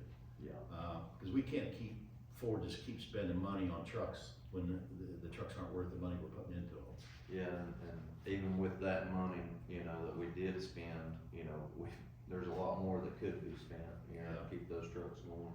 And then on the wastewater plant maintenance, we spent almost 300% of our budget, which is basically, our plants are, not so much on Tug Valley, although Tug Valley's starting to show signs of higher costs, maintenance costs, but Inez plant, phase one is desperately needed as soon as possible, which we're doing. Another reason why we didn't, probably spend as much on lift station maintenance this year is because of the, flooding and replacing, plus we're getting new equipment. Right. To go back in that, so I know years past, they probably, a big portion of that went to lift station.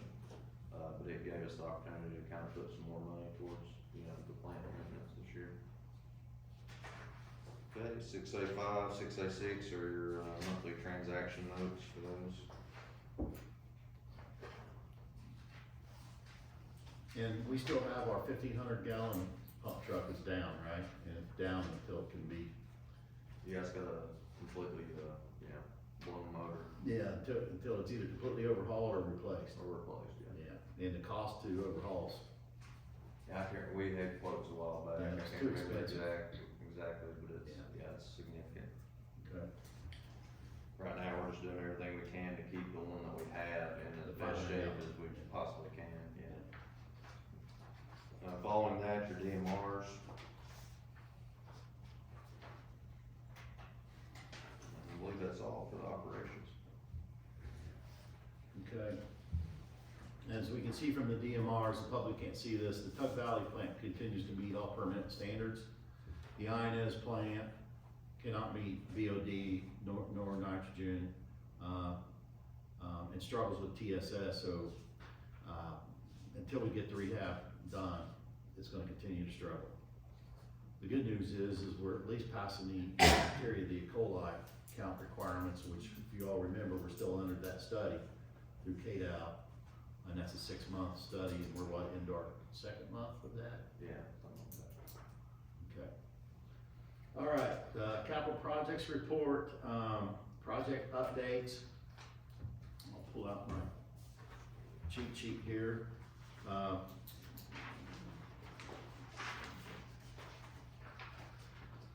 The Inez wastewater treatment plant phase 1, we're basically waiting on the aerators. That's a long lead item. They won't be in until May. When they come in, they'll come on site and do that work. They're scheduled to currently come out to the site to start looking at clarifier number 1, March 3rd, I think is the email they sent you asking if that date worked for you. So the work is ongoing. It will be through June, and then June is done, and phase 1 will be done, and everything will be up and running, which will be a good thing. So that project is progressing well. On the sanitation extension to Vella Road to Kentucky Highway 3 line and lift station, that now that we have, the easement agreement process started back up again with everybody in place, we'll get through that over, it'll take about probably 4 weeks to get through just that process. And then depending on that will drive how long it'll take to finally get those easements signed and recorded. But once that's done, we'll be able to move forward with permitting. So I don't see permitting starting until, April sometime. And then permitting will take several months to get through that process. Which is fine because, we've gotta get phase 1 INS plant done first, get it online and get it, meet the permit standards, before we can introduce, more waste. Now, specific to, the sanitation, master plan, we are about, I wanna say 95% done with the sanitation master plan. Board members, I sent you out a draft copy of the master plan to take a look at. We're currently working on the WRIS, entry sheets where they need to go into the WRS, portal. That's where Big Sandy enters that information, and the Water Council will approve them as a project, and at that point we can get grant money. I'm already working with FAHI, to identify funding entities for that. And I've put out a draft of where we plan to get monies to go after those projects. I really like the sanitation master plan. It provides a really sound basis of what is the current condition of our systems. It provides a scorecard for what needs to be replaced when, and it provides a path on how to bring the system up to speed. So I think folks are gonna like that document when it's finished. And we will put it on our website when it's done. It will be a public shared document. But more importantly, in my mind, we're gonna use that document to leverage grants so that we get the money we need to get our system where it needs to be. So that's where we sit on that. There's one project that's not on here that I wanna talk about briefly. You know, one of the things under the odor study that's currently ongoing by Prime AE is, you know, they've identified that the sludges out at the INS facility is contributing to our summer odor problems that we experience across our ballpark. And so I went out there and looked at it, and I've asked Colby and AWR to give me some analytics on, you know, what's in it. It's non-hazardous. Also, quantify how much is there. But I can tell you there are thousands of tons of sludge that's accumulated out there over, since, what, 1986? So what's happened over time, and this is no justification, it's just the truth, is because the district didn't have the money to consolidate or profile, consolidate, haul off, and pay a special fee, because it's $80 a ton at the landfill to dispose, they just let it sit there. You know, we're talking years and years and years. And so now we've got, I think it's in excess of 3,000 tons of sediment. And so I will be in the future coming before this board. I know a gentleman owns his own company, and he's basically a waste broker. And I'm of the opinion, and I've done this in the past, is I'm of the opinion that this waste could be what's classified as beneficial reuse. What does that mean? That means that you can take a non-hazardous, organic-based sludge that over years has turned into, better term, topsoil, and you can then reclassify that material as not a waste, but a beneficial reuse soil amendment. And through that, it costs you nothing to get rid of it. But we have to hire a broker. And what this broker does is they come in and for a fee, they come in, they identify how much is there, they sample it, they do the analytics on it, and there's a certain way you gotta sample it, there's certain analytics you have to run, there's certain permitting forms you have to fill out, it's a process. It's not gonna happen in a month or two. But what does that mean to us? Well, if you got 3,000 tons and it's $80 a ton special waste fee, that's $240,000. So if we could spend, say, 20 grand, that would save us $220,000. That's where I'm going with this. So I think to get rid of the odor problem, part of the process is to do this. Now, you're probably thinking, well, Tim, how are we gonna pay for, get it loaded out, trucking, because that still costs to us regardless. Is I'm gonna try to get this done under, and our judge exec touched on this, the $4.85 million phase 2 part of the INS plant rehab, we'll be getting rid of all this sediment and sludge that's been sitting there for years. So this is just old stuff, that's not happening now. We're not Well, adding. no, it's happening now. So, but great point, for any new sludge that hasn't had time to sit there, and right now we're going to, bay number 2, which is seeing new sludges, that will have to be handled as a, special waste. It's $80 a ton, but the good news is we only have about, maybe, I don't know, a couple hundred ton maybe, if that. Probably not even that. So, we should be during the regular operations of this plant, like trucking this out on a monthly, quarterly basis, or? What should have happened years ago, and now this is just in my opinion, let me back. Anytime you design a plant so that you can manage your solid waste. Back in the day, the cheapest thing to do was to put in what they call a drying bed, and you pump your sludge out into the drying bed, the liquids go down through a sand layer, aggregate layer, to a collection basin. The collection basin then takes the liquid back to the head of the plant to be treated. The sediment that's on top, the sludge, is supposed to be scraped off and then profiled, analyzed, prove that it meets a certain waste characteristic, none has, and then once it's classified, then it can be taken to a landfill and put in the landfill. Landfills classify sludges as a special waste. Why? Because they can't use it for beneficial reuse, they can't use it for cover because it don't have the strength capabilities to track equipment on. So that's why you pay the $80 a ton for it.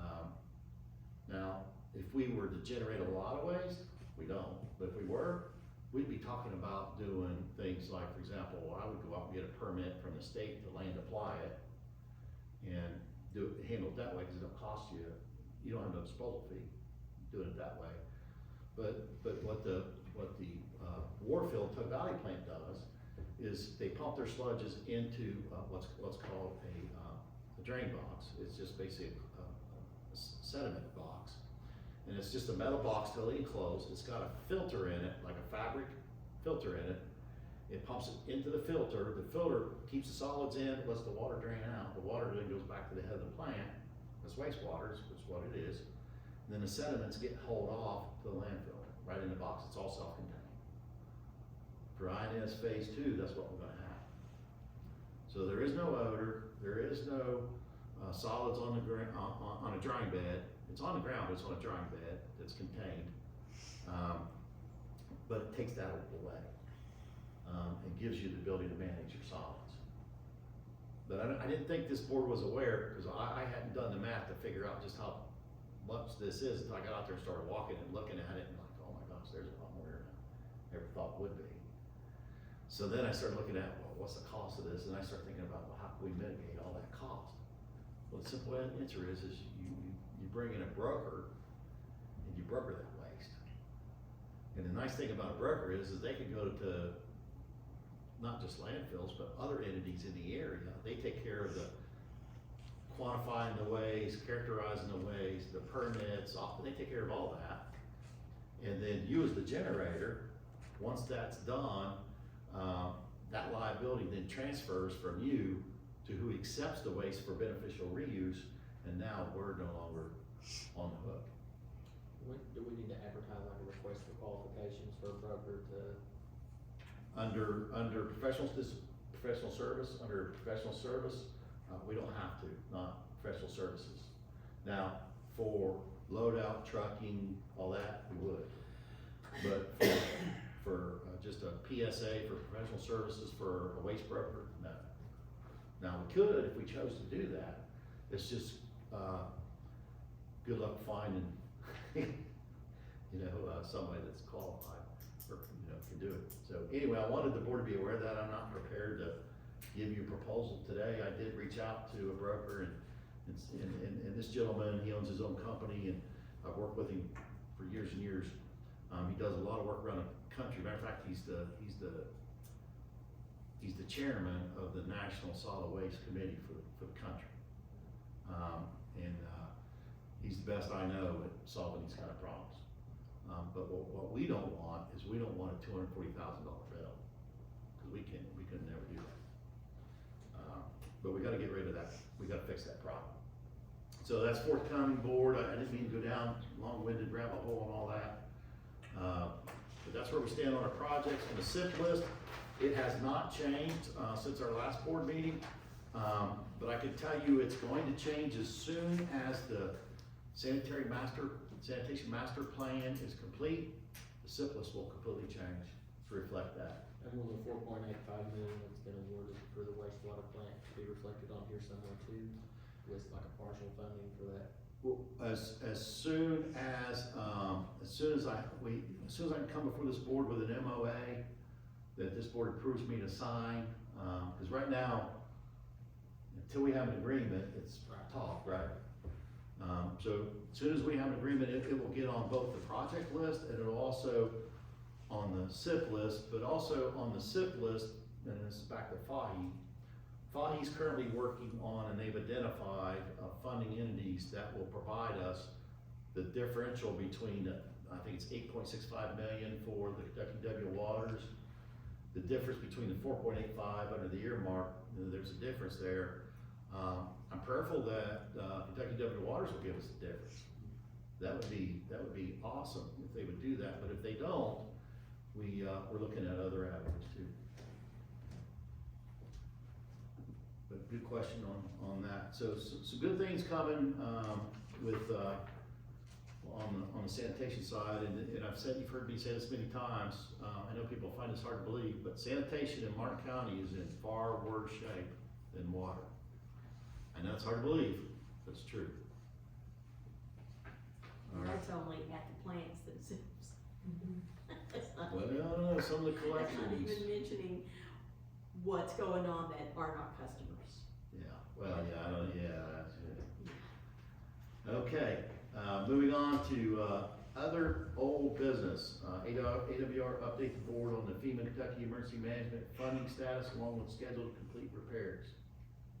Yes, so looking at 8A1, you see similar to water, we've updated this table that shows a breakdown of every project and then also a breakdown of what has been received or estimated to be received, including state, federal, and insurance. And you can see that this looks much better than the water side. At this point, everything is projected to be net positive for the district. I wanted to clarify a question that came up last week and we were not clear on, which is that for the projects that have the estimated cost for replacement and repairs, anything that is over the actual cost to repair will need to be returned to FEMA and SEMA. That's not funding that the district can keep. So at the end of all of these, there will be an inspection, is what FEMA calls it, and they'll look at all those costs, and they would expect anything that was above and beyond to be returned to them. Yeah, so in light of that, I've reached out and asked them to provide me the written guidelines for that. I wanna know in writing from them, what is the written guidelines, procedural requirements for that? Cause I wanna make sure we follow those requirements, cause there will be an audit I wanna make sure we're following those written requirements so that, there's no issues down the road. Okay. As far as, anything that's still outstanding here, so you'll see there's two where the information has been submitted to insurance. Similar on the water side, given that the district has not suffered a loss, I would not expect them to pay out, but nonetheless, the information has been submitted to them. I did wanna talk for a moment about the grinder pumps, because I've learned that it is not customary to have, property insurance on your grinder pumps countywide, that's just not a standard practice. So, and when we asked our brokers, what that would look like, they actually really struggled and took a long time for us to come back with what that would look like. And so if you all were interested in having grinder pumps insured company-wide, what that would look like is every individual one, so 600 is our total count. 785, isn't it, I thought? A little over 8. Well, that's the total customers, but not every customer has a grinder pump. Yeah, I think it's somewhere around the 700 somewhere. Yeah, that's what I thought, but go ahead. So, every single one of those would need to be listed in the schedule of property covered. And, the bottom line is that would be about $5,000 to $6,000 a year for that coverage. The deductible for each one would be $1,000, and again, these are $2,000 pumps. Generally not recommended to do that, but I did want to throw that out as an option if that's something that you would be interested in. Now, I can't speak for this board, but I can say this, with the damages that we've incurred and what insurance has paid out, I'm not impressed with any adder to a policy. Yeah. You know, I just. Even the brokers didn't recommend it, but didn't wanna let you know what the options were. No, And generally, when you sustain some type of widespread event like this, there probably is going to be a natural disaster declared, and then FEMA would step in. Again, that's just one I wanted to point out, that there is not coverage on, for grinder pumps countywide. under insurance, but under Under FEMA, insurance. there was, Correct. yeah, okay. Okay. So moving on to the various, corrective actions for the projects.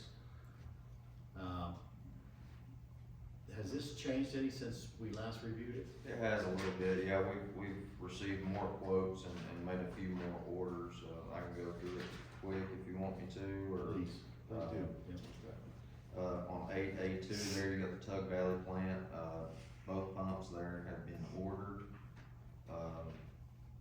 You know, you look at the lead times here about when to expect those, we're, you know, doing those, repairs.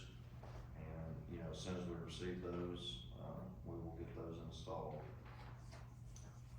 8A3, you got the INS plant, the 7.5 horsepower has been ordered.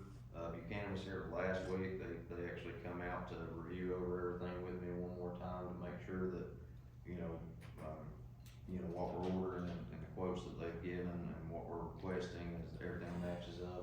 There's so much involved in all this ordering, they came out to my office to review everything. So right now we have a chemical pump ordered, we've got a 7.5 horsepower pump ordered, and I should be able to get the 11.3 ordered, within the next week.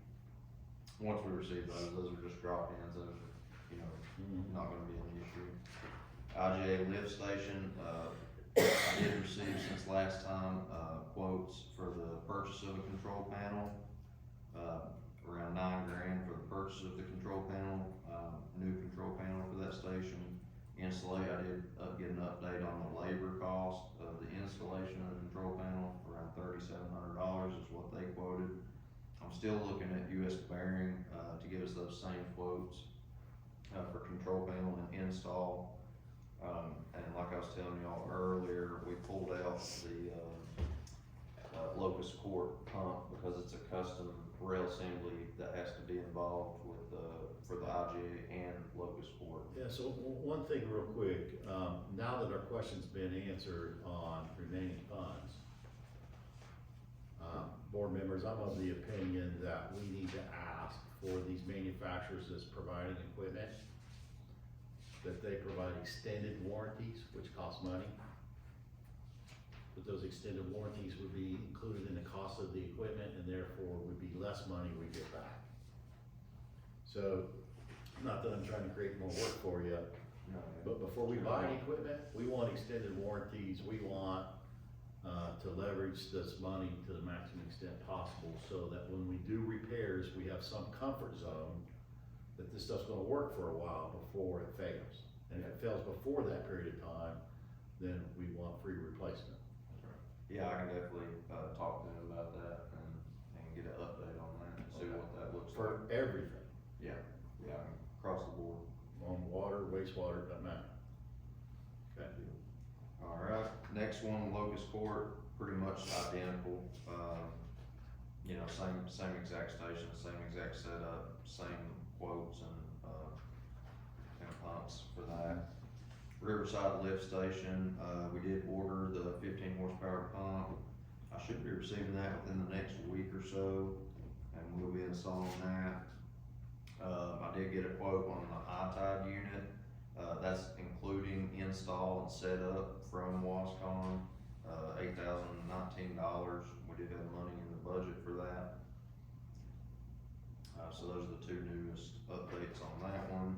Dempsey Lift Station, added the high-tide quote, control panel and the install, the labor with the control panel, and have updated pricing on the, 2 7.5 horsepower chopper pumps. I have to get an update, but whenever he left last week, those two pumps, I told him to go ahead and order, but I haven't got confirmation on that yet. Riverside Duplex, has been ordered, that's expected to be here within, sometime next month. No update on that. And then the grinder pumps, what we've already purchased, we're still, needing to receive, I think, 35 grinders out of we ordered 75, we've received 40 so far, and there's another set of 35 coming. And then,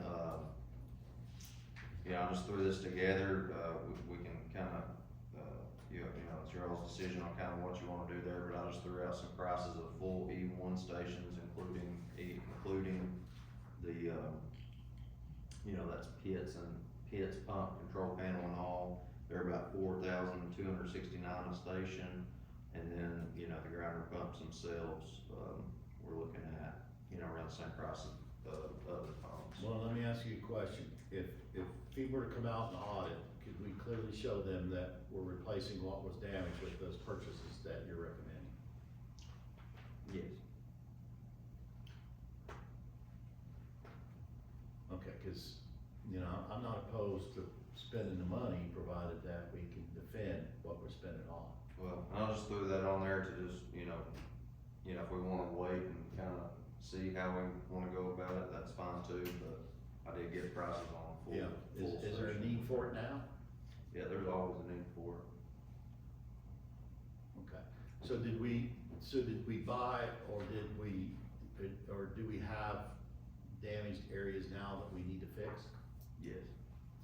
Okay, so board members, with that, do I have a motion to approve this expenditure for the recommended purchases of these items? Do I have a first, do I have a second? I'll second. All in favor? Aye. Motion carries. All right. And that concludes each detailed station there. Thank you. FEMA disaster update, consider motion for AWR to withdraw from project 959338 emergency protective measures lift station pumps. This was actual cost for the rentals from IGA lift station, and insurance pays in full for all invoices and labor related to this project. Therefore, we are made whole by insurance and do not need this project anymore. So, help me understand, is there remaining funds in this account? Yeah, so we've received, 30,076 was the full amount of what all invoices cost. I still do owe United Rentals, they swapped accounts from water and created us a new sewer account, and there's still some credits to be applied. So I will still owe them 5,607, and I would suggest, just using that money for which it, was, reimbursed for to pay that 5,600. Yep. But after that, you've got 24,469 that can go directly back, well, it's actually already in the ops account. It's in the ops account now. That is money reimbursed back to the district from money that's already been spent and can be spent in any manner that you want. Right, so it went back into the ops account, okay. Yeah. All right, okay, so board members, do I have a motion to close that account now that it's no longer needed? Second. All in favor? Aye, motion carries.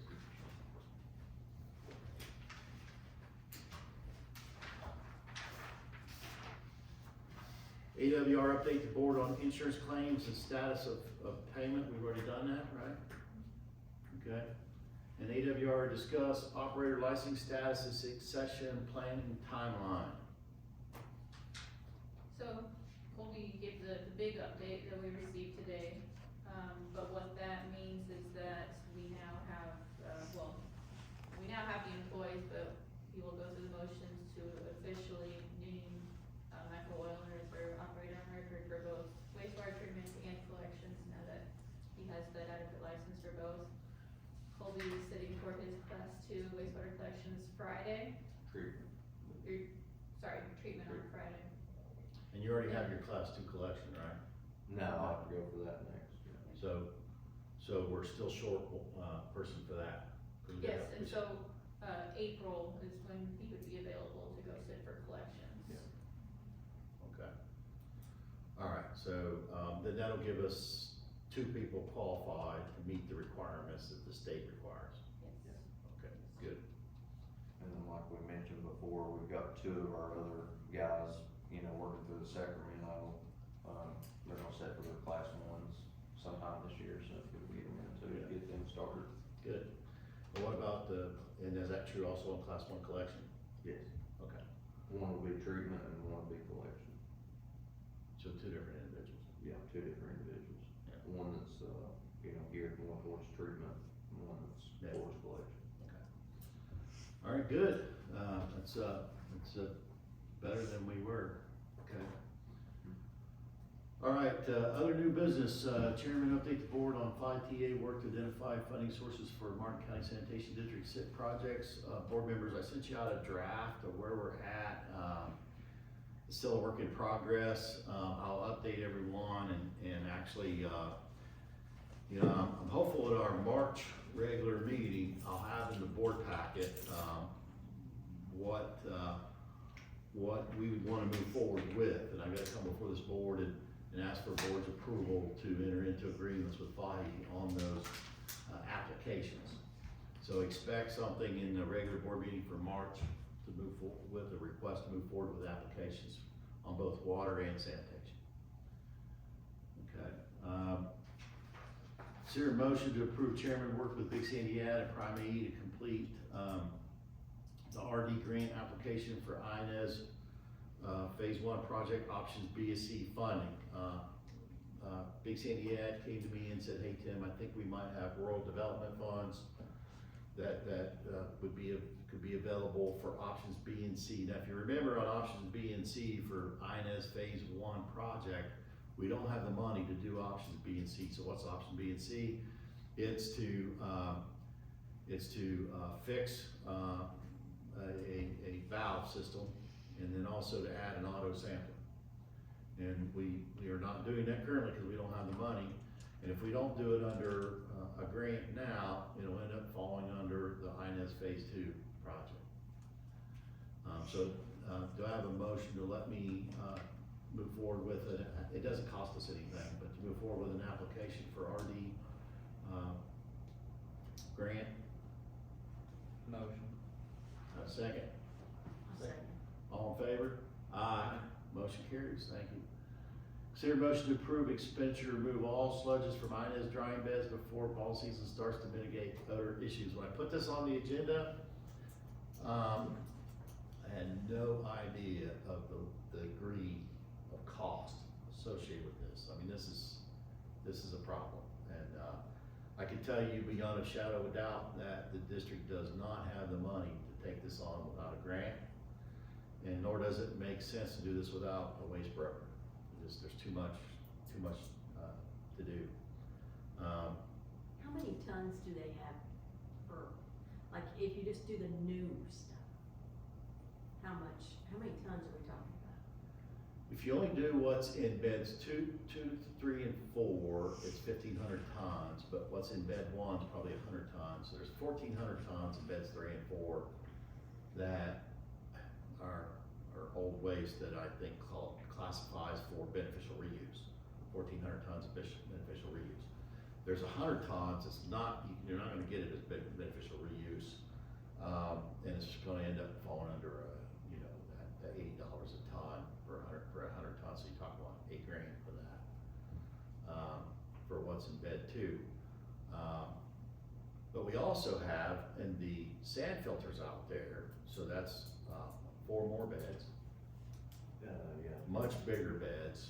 Yeah. Those have not just previous sediments from the wastewater treatment plant, but they also have the water treatment plant sludges on those beds. Because what they do right now is they send the clarifier sludges from the water treatment plant, which is mainly stored carbon. That's what makes up that sludge primarily. They pump it off of the basin because we waste that sediment sludge from the water treatment plant clarifiers into a basin. Then we use the pump truck to pump out of that, and then we take it out to the Inez facility, and we put that on the sand filter beds. And again, that drains down through that system, and then that water goes as wastewater back to the head of the plant to be treated, and then sediments are there. Does sanitation bill water for that? No. Should they? Could we? I think that's a good idea. We don't have any money on sanitation. I To know Get we rid of don't. this stuff. That's why and I- spend some water money to get rid of what water's in, that helps. I think that's a great idea. The way I would couch that, now again, I'm We just, wanna get rid of the sanitation, but what we're seeing from the water plant, we could. the way I'd wanna couch that is let's figure out what it's gonna cost us to deal with the problem. Let's figure out what percentage of the problem is attributed to that. And then let's figure out based on the waste characterization, that'll define percentage of the problem. Then how much should the water district pay towards solving the problem? But to your point, we absolutely should look at that. Cause to a bigger point you're making is the water district, from a financial perspective, is in much better shape than sanitation. And so Well, we that, should put it on the sanitation customers to pay for the waste generated by the water district. I agree with that. I agree with There are a lot that. that aren't customers. And we'll have, with the waste profiles, we'll be able to differentiate the percentage by volume of what's what. So It'll you tell us. need a motion for us to engage with a broker to make us. Yes. I just wanna be able to engage, not commit, and I wanna be able to come back before this board with a proposal, and at that time, the board can look at the proposal and decide how you wanna move forward, but currently, I'm not authorized to engage. I make the motion, we engage with a broker to publish some type of report without giving us ownership. of Well, it'll be a taking action. proposal, won't be a report, it'll be a proposal. Sure. I'll second that. Say, all in favor? Aye. Motion carries. I'll engage with a broker, and I'll come back. I'll probably send out a proposal ahead of the next regular meeting, so board members, you can see it. But it's gonna be a process. Board to review AWR internal controls policy. Erica, I think this is the same thing you already, Same thing, we yeah. would like to not collect cash for taps. I make the motion. Do I have a second? Did we need to ask about whether or not this has to be added to a tariff? Well, Oh, they don't have a On tariff. sanitation, it wouldn't be. It's not, there's no PSCs requirement on sanitation, but there is on water. So I'm second. All in favor? motion carries. So that's done. Consider motion to convene in closed executive session.